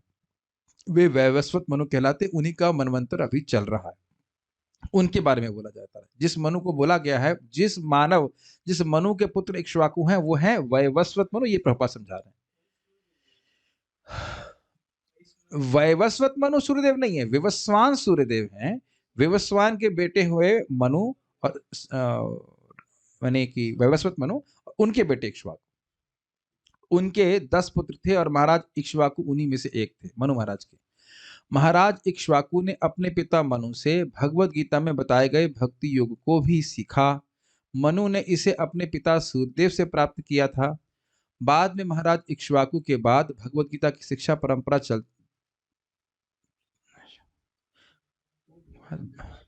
महाराज इक्ष्वाकु के बाद भगवद गीता की शिक्षा परंपरा चलती रही, द्वारा छोड़ दीजिए, किंतु कालक्रम से यह श्रृंखला पाखंडियों द्वारा छिन्न कर दी गई। ठीक है, प्रवर्तक जो बीच में था उसने ध्यान नहीं दिया। अतएव कुरुक्षेत्र के युद्धस्थल में अर्जुन को फिर से इसकी शिक्षा दी गई। श्रील प्रभुपाद बड़ी इंटरेस्टिंग बात कहते हैं कि देखिए, अर्जुन तो युद्ध करने वाले गृहस्थ थे, फिर भी गीता का उपदेश क्यों दिया गया? क्योंकि भगवान के भक्त थे। इस तरह सारा वैदिक साहित्य सृष्टि के प्रारंभ से ही चला आ रहा है, और अपौरुषेय कहलाता है, जिसका अर्थ है कि वह मनुष्य द्वारा रचित नहीं। इसको समझने का प्रयास कीजिए। देखिए, वैदिक ज्ञान में कुछ भी मनोकल्पना का स्थान नहीं है। भगवान कौन है? भगवान कृष्ण है। इसमें सोचने की जरूरत नहीं कि हम इस पर रिसर्च करेंगे, हम ढूंढेंगे कि भगवान कौन है। आपको पता नहीं ऐसे लोग मिले हैं कि नहीं, हमें तो लोग मिले हैं इस प्रकार से। अभी रिसर्च, वो खुद ही बोले भी मैं ढूंढ रहा हूँ, सोच रहा हूँ कि भगवान कौन है। अरे इस तरह से भगवान को नहीं सोच सकते हो। कभी हम सोचते हैं कि मैं सोच रहा हूँ कि मेरे पिताजी कौन है। कोई बोला है कि मान लीजिए पिता का नाम, अभी मैं सोच रहा हूँ, रिसर्च चल रहा है, इस पे पीएचडी करूंगा, उसके बाद बताऊंगा कि पिताजी का नाम क्या है। मूर्खता है। पिता का नाम आप माता से सुन लेते हैं। उसी प्रकार से कोई, और अपौरुषेय मतलब किसी सामान्य पुरुष के द्वारा नहीं है, भगवान के द्वारा ज्ञान आ रहा है, उसको यथावत स्वीकार कर लेना चाहिए। अरे मिल रहा है, क्वेश्चन नहीं कीजिए, आनंद लीजिए कि हमको मिल रहा है, ये बहुत बड़ी बात है। वैदिक ज्ञान का प्रवचन भगवान द्वारा किया गया, और ब्रह्मांड के सर्वप्रथम सृजित जीव ब्रह्मा ने सबसे पहले इसे सुना। अब इस पे व्यक्ति ने प्रश्न किया, तो जो भगवान ने ब्रह्मा जी को ज्ञान दिया, क्या भगवान ने वही ज्ञान इक्ष्वाकु महाराज को भी, सॉरी मनु महाराज को भी, सॉरी सूर्यदेव को भी दिया? क्या उत्तर है? हाँ। ज्ञान, वैदिक ज्ञान क्या है? संबंध, अविधेय और प्रयोजन, इसके अलावा तो कुछ है नहीं। तो गीता में भी यही ज्ञान है। गीता में सार रूप में दिया जा रहा है, भागवत में विस्तार रूप में दिया जा रहा है। अपितु विस्तार क्या, भगवान ने तो भागवतम 4 श्लोक में ही बोली, मुझसे अलग हम सर्वस्व प्रभु गीता में बोल रहे हैं, वहां बोल रहे हैं मेरे से अलावा कुछ है ही नहीं जगत में, सब कुछ मेरी शक्ति। तो अंतर कहाँ है? एक ही तो बात बोल रहे हैं। अब इतना डेप्थ में पढ़ता कौन है? जो अभक्त हो तो समझेगा नहीं इस बात को। तो इस तरह की बातें बोलते, सोच रहे ब्रह्मा जी को विशेष ज्ञान दिया और मनु महाराज को कुछ, सूर्य को कुछ कम दिया, ऐसा नहीं है। ज्ञान वही दिया जा रहा है। अब एक और प्रश्न लोग करते हैं, प्रभु जी ये जो अर्जुन को गीता बोली है, क्या यही वाली बोली है सूर्यदेव को? तो हमने कहा बताइए। अब मैं क्या वहां खड़ा था दोनों जगह, जब जब भगवान गीता में बोल रहे हैं कि भाई यही ज्ञान मैंने सूर्यदेव को दिया है, तो और कोई तरीका है आपको वेरीफाई करना? कितना वो भोलेपन वाला प्रश्न है। प्रभु जी आप बताइए कैसे हो, हम समझे? अरे कैसे समझोगे भाई? प्रभु जी बैठे थे ना, थे वहां पे, रिकॉर्ड कर रहे हो, व्हाटएवर, आईरिक से रिकॉर्डिंग कर रहे भगवान। अच्छा आपने तो वहां ये बात बोली, चेंज किया? अरे नहीं, ऐसा नहीं। स्वाभाविक सी बात है कि वहां पे धृतराष्ट्र वाचा नहीं होगा, ये तो स्वाभाविक सी बात है, लेकिन जो सार है वस्तु ज्ञान वो वही रखा गया। ऐसे कलयुग में लोग भोले भाले प्रश्न करते हैं। महाराज इक्ष्वाकु ये कौन थे? ये वैवस्वत मनु के पुत्रों में से एक थे। इनके स्वपुत्र थे, इन्होंने मांसाहार को प्रतिबंधित किया। उनकी मृत्यु के बाद उनका पुत्र शशाद राजा बना। अब ये सब बातें प्रभुपाद को क्यों समझानी पड़ रही है? ये मत सोचिएगा कि विदेशी लोगों को पता नहीं है, हमको भी नहीं पता था इक्ष्वाकु महाराज के बारे में। ठीक है, तो सब जानना जरूरी है। और हम जानते हैं कि सब पुण्य श्लोक हैं, इनका वर्णन सुनने से हम पवित्र होते हैं। मनु, इस श्लोक में जिन मनु का उल्लेख इक्ष्वाकु के पिता के रूप में हुआ है वे सातवें मनु वैवस्वत मनु अर्थात सूर्यदेव विवस्वान के पुत्र थे, जिन्हें भगवान कृष्ण ने अर्जुन के पूर्व भगवत गीता का उपदेश दिया था। समस्त मानव जाति मनु के वंशज हैं। इन वैवस्वत मनु के 10 पुत्र थे, जिनके नाम थे इक्ष्वाकु, नभक, दृष्ट, शर्याति, नारिशंत, नाभाग, दिष्ट, करुष, प्रश्रद्ध तथा वसुमान। भगवान का मत्स्य अवतार वैवस्वत मनु के प्रारंभ में हुआ था, इसका वर्णन हम कर चुके हैं। चाक्षुष मनवंतर के अंत में सत्यव्रत राजा के संग भगवान ने ये मात्स्य लीला करी और उसके बाद वही राजा अब इस मनवंतर में वैवस्वत मनु के रूप में आए। ठीक है, ये बात आप सब लोग जानते ही हैं, कोई नहीं जानता इस बात को? सब जानते हैं ना? ठीक है। अब जिसने नहीं भी जान रहा होगा वो चुप बैठा रहेगा, भाई हमको घोषित हो जाएगा कि हमको नहीं पता है, लेकिन ये 8वें स्कंद में है। कई बार हम बता चुके हैं, मत्स्य अवतार के बारे में जब कहानी सुना रहे थे बताया था। उन्होंने अपने पिता सूर्यदेव विवस्वान से भगवत गीता के नियमों की शिक्षा प्राप्त की और उसे उन्होंने अपने पुत्र महाराज इक्ष्वाकु को प्रदान किया। त्रेता युग के प्रारंभ में सूर्यदेव ने मनु को भक्ति में सेवा का पाठ पढ़ाया और मनु ने संपूर्ण मानव समाज के कल्याण हेतु इक्ष्वाकु को भक्ति की शिक्षा दी। अभी एक प्रश्न बन रहा कि कौन से त्रेता युग में? और वहां शायद प्रभुपाद जैसा बोलते हैं ना, 20 लाख साल से ये भगवत गीता का ज्ञान इस पृथ्वी पे है। आप देख सकते हैं एवं परंपरा प्राप्त में देखिएगा 20 लाख साल प्रभुपाद बोलते हैं। 2 मिलियन, 20 लाख मीन्स 2 मिलियन, ऐसा कुछ होता है, 2 मिलियन। लेकिन एक बात मुझे समझ में इसलिए नहीं आ रही है कि क्या इससे पहले जो भाई ये हमारा 28वां चतुर्युग चल रहा है कि नहीं? अभिरूप प्रभु, अभिरूप प्रभु, कौन सा चतुर्युग चल रहा है?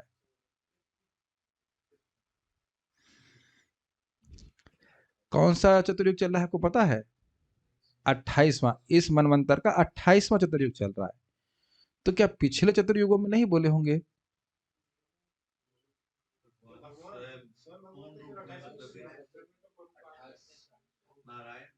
तो एक ये सोचने वाली बात है। मैं इस पे थोड़ा सा अटक गया था कि कौन से त्रेता युग में बोले।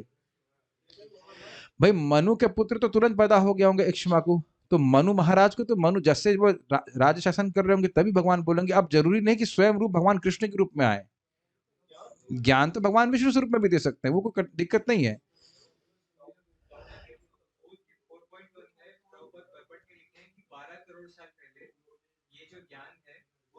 हाँ वही मैं देख रहा हूँ, कितना लिखा है इसमें?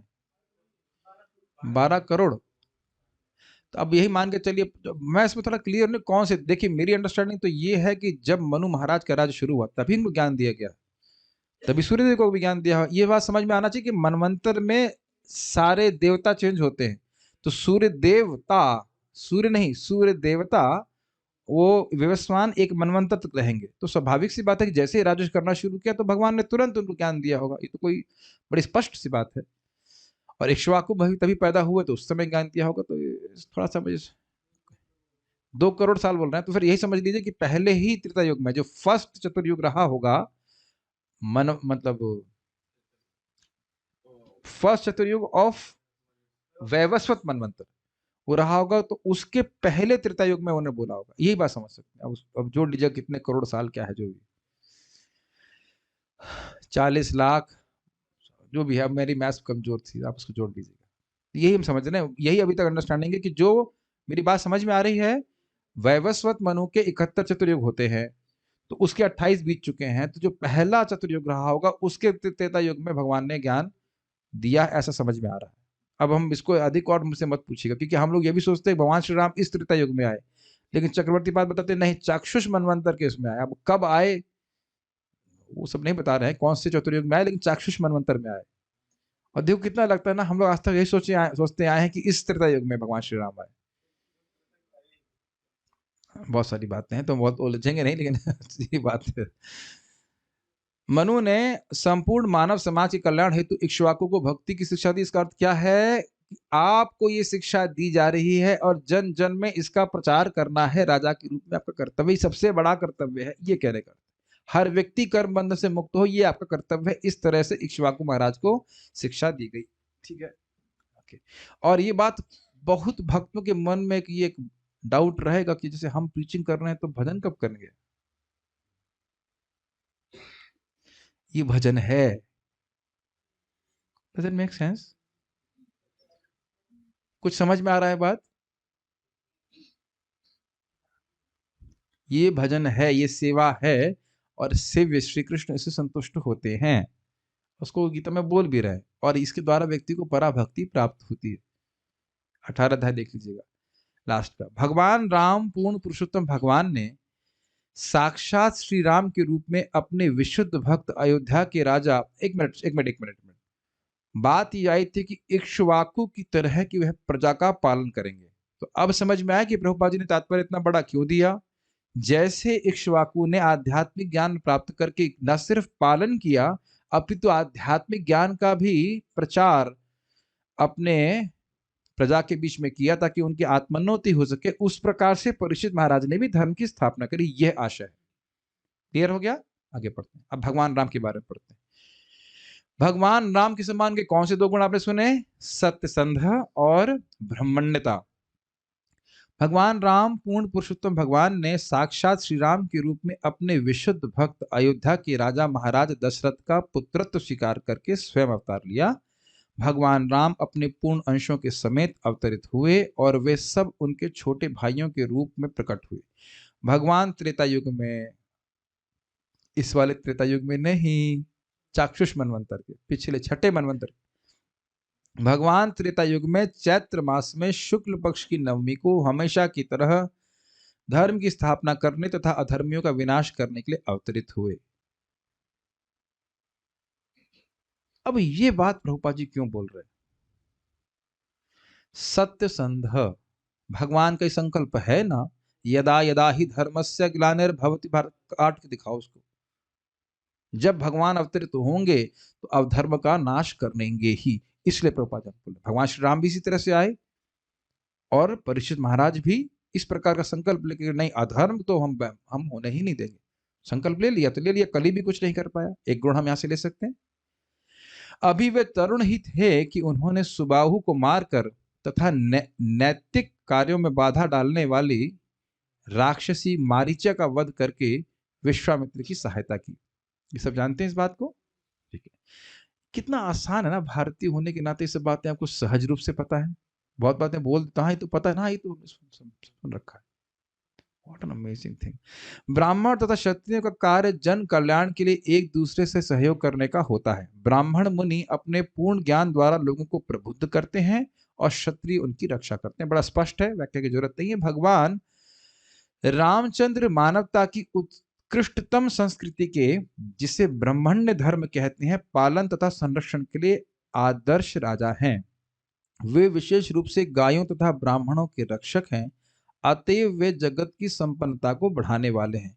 उन्होंने प्रशासक देवताओं को विश्वामित्र के माध्यम से असुरों को जीतने के लिए प्रभावशाली अस्त्र प्रदान किए।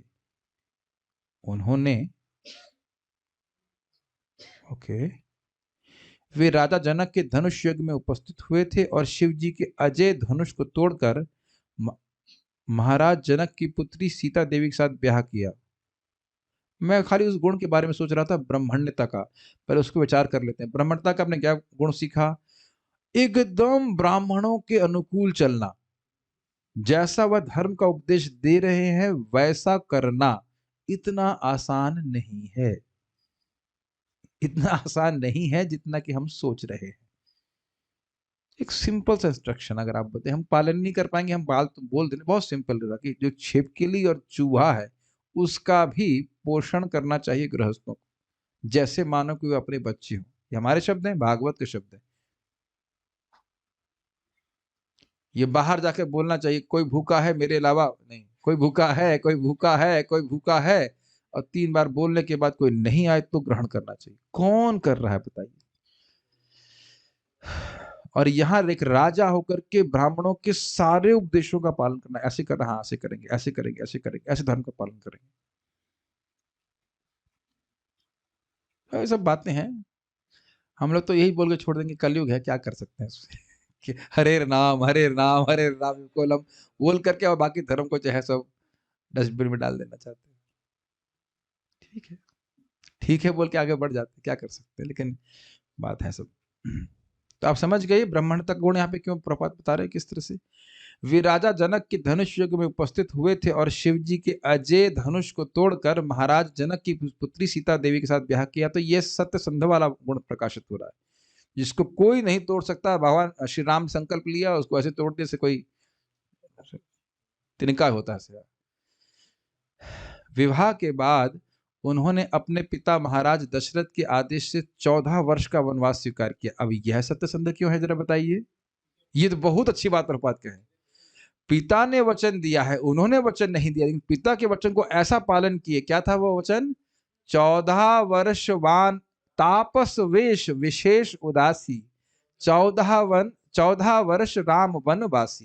तापस वेश ग्रहण करेंगे और विशेष उदासी, विशेष रूप से विरक्त रहेंगे भोगों से, जमीन पे सोएंगे इत्यादि, और 14 वर्ष का वनवास करेंगे। तो भगवान ऐसा नहीं है कि वन में जाकर कहेंगे अब चलो किसी गांव में पार्टी करते। किसी गांव में भगवान प्रवेश नहीं किया 14 साल तक। कोई देख रहा है उनको, वो तो अच्छा ये भी सोचिए भगवान है और देख भी लेगा तो कर क्या लेगा कोई। लेकिन सत्य संध है, जो संकल्प ले लिया उसको करेंगे ही। बड़ा अद्भुत है, इसलिए प्रभुपाद यहाँ पे उस बात को बोल रहे हैं।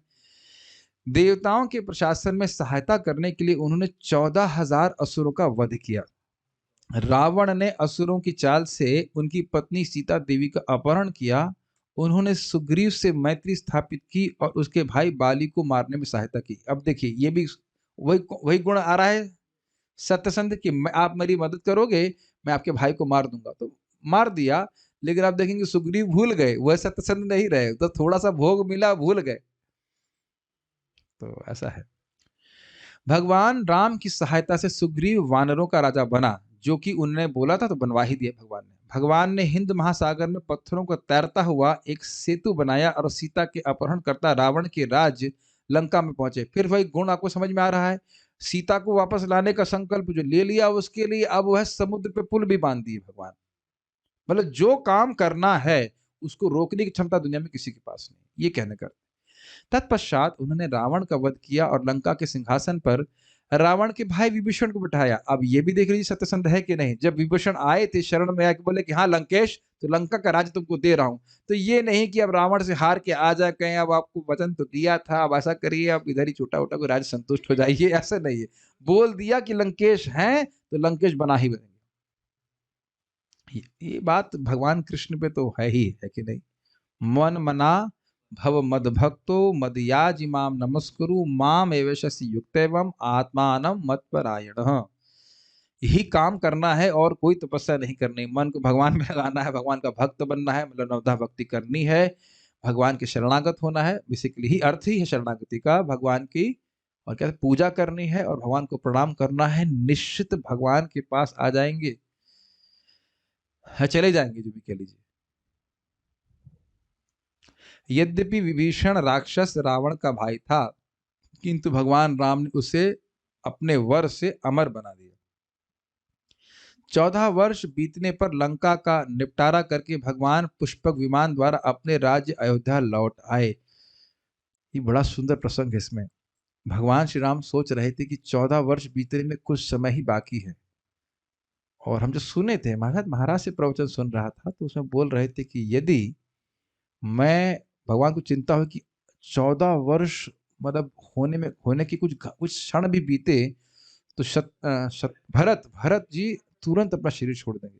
तो तुरंत पुष्पक विमान की व्यवस्था, रावण का ही था शायद, वो पुष्पक विमान की व्यवस्था हुई तो जल्दी से वो पहुंच गए वहां पे। हनुमान जी को पहले बेचे होंगे, हाँ जो भी कारण है, लेकिन ये देखिए कितना सुंदर है भगवान। ऐसे में सत्संकल्प भगवान कृष्ण का याद आ रहा है कि माता कुंती को बोले थे कि तुम्हारे 5 लड़के वापस आएंगे, और 5 लड़के वापस आए। ऑब्वियस था कि कर्ण को नहीं जोड़ रहे थे, वो कर्ण को तो मारने की प्लानिंग थी। और वो भी ऐसी बात भगवान की इतनी सुंदर है। आप लोग महाभारत वो जो कंडेंस वाला उसमें भी लिखा, बड़ा इंस्पिरेशनल है। अर्जुन को बोले कि अर्जुन तुम्हारे तरफ पूरा ब्रह्मांड भी क्यों ना हो जाए, तुमको नहीं हरा सकता है। अमेजिंग, जस्ट आपको रोमांचित कर देता। भगवान के शब्द कितने सुंदर है।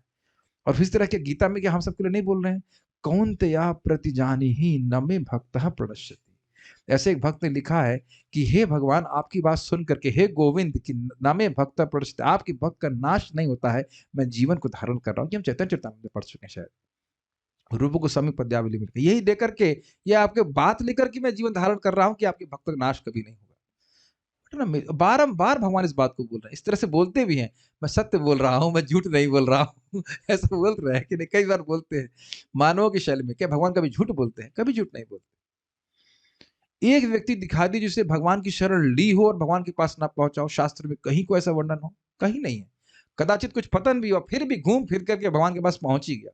चित्रकेतु महाराज, गजेंद्र को ले लीजिए, इंद्रतुम्न महाराज जो थे, उसके बाद भरत महाराज, कौन व्यक्ति बताइए? कोई व्यक्ति नहीं टिका। तो अब आप सब लोग भगवान की भक्ति में आ गए हो, तो क्यों नहीं भगवान के पास जाओगे? देर सवेर पहुंच ही जाएंगे। ये बहुत अच्छी बात है। ये सत्य संकल्प भगवान का भी गुण है। ये सोच लीजिए कि जैसे ही पहली बार आपने हरे कृष्णा कृष्णा कृष्णा हरे हरे, हरे राम राम राम हरे हरे बोला, तो उसी दिन भगवान के हृदय में संकल्प हो गया कि इस व्यक्ति की रक्षा मैं करूंगा। वो कैसे करेंगे, क्या करेंगे वो जाने, लेकिन करेंगे जरूर। कोई दुनिया की ताकत नहीं रोक सकती। सारी दुनिया की ताकत उन्हीं की तरफ है। वैसे बाय द वे, उन्होंने अपने भाई शत्रुघ्न को आदेश दिया कि मथुरा पर शासन चलाने वाले असुर लवणासुर पर आक्रमण करे, और उन्होंने इस मथुरा नगरी को बसाया था। उन्होंने उस अवसर का वध किया, मतलब शत्रुघ्न ने। उन्होंने 10 अश्वमेध यज्ञ संपन्न किए और बाद में वे सरयू नदी में स्नान करते करते अंतर्ध्यान हो गए। रामायण नामक महाकाव्य इस संसार में भगवान राम की लीलाओं का इतिहास है, और प्रामाणिक रामायण का लेखन महाकवि वाल्मीकि द्वारा संपन्न हुआ। इसके बाद अगला वाला, हम उसमें बड़ी सुंदर सुंदर कथाएं, उसको आज नहीं करेंगे, जल्दी जल्दी करने में आनंद नहीं आता है। शिवी महाराज इत्यादि के बारे में सुनेंगे, बड़ा सुंदर प्रसंग है, कल देखेंगे। अभी हम लोग पारायण करते हैं। मैं समझता नहीं हूँ कि कोई प्रश्न होगा। कितना डिस्करेज करता हूँ ना प्रश्न। ठीक है, तो कोई प्रश्न तो होगा नहीं, हम खाली पारायण करके। सुरभि माता जी से, oh oh, you will ask a difficult question. Okay okay, no problem, will give you a chance.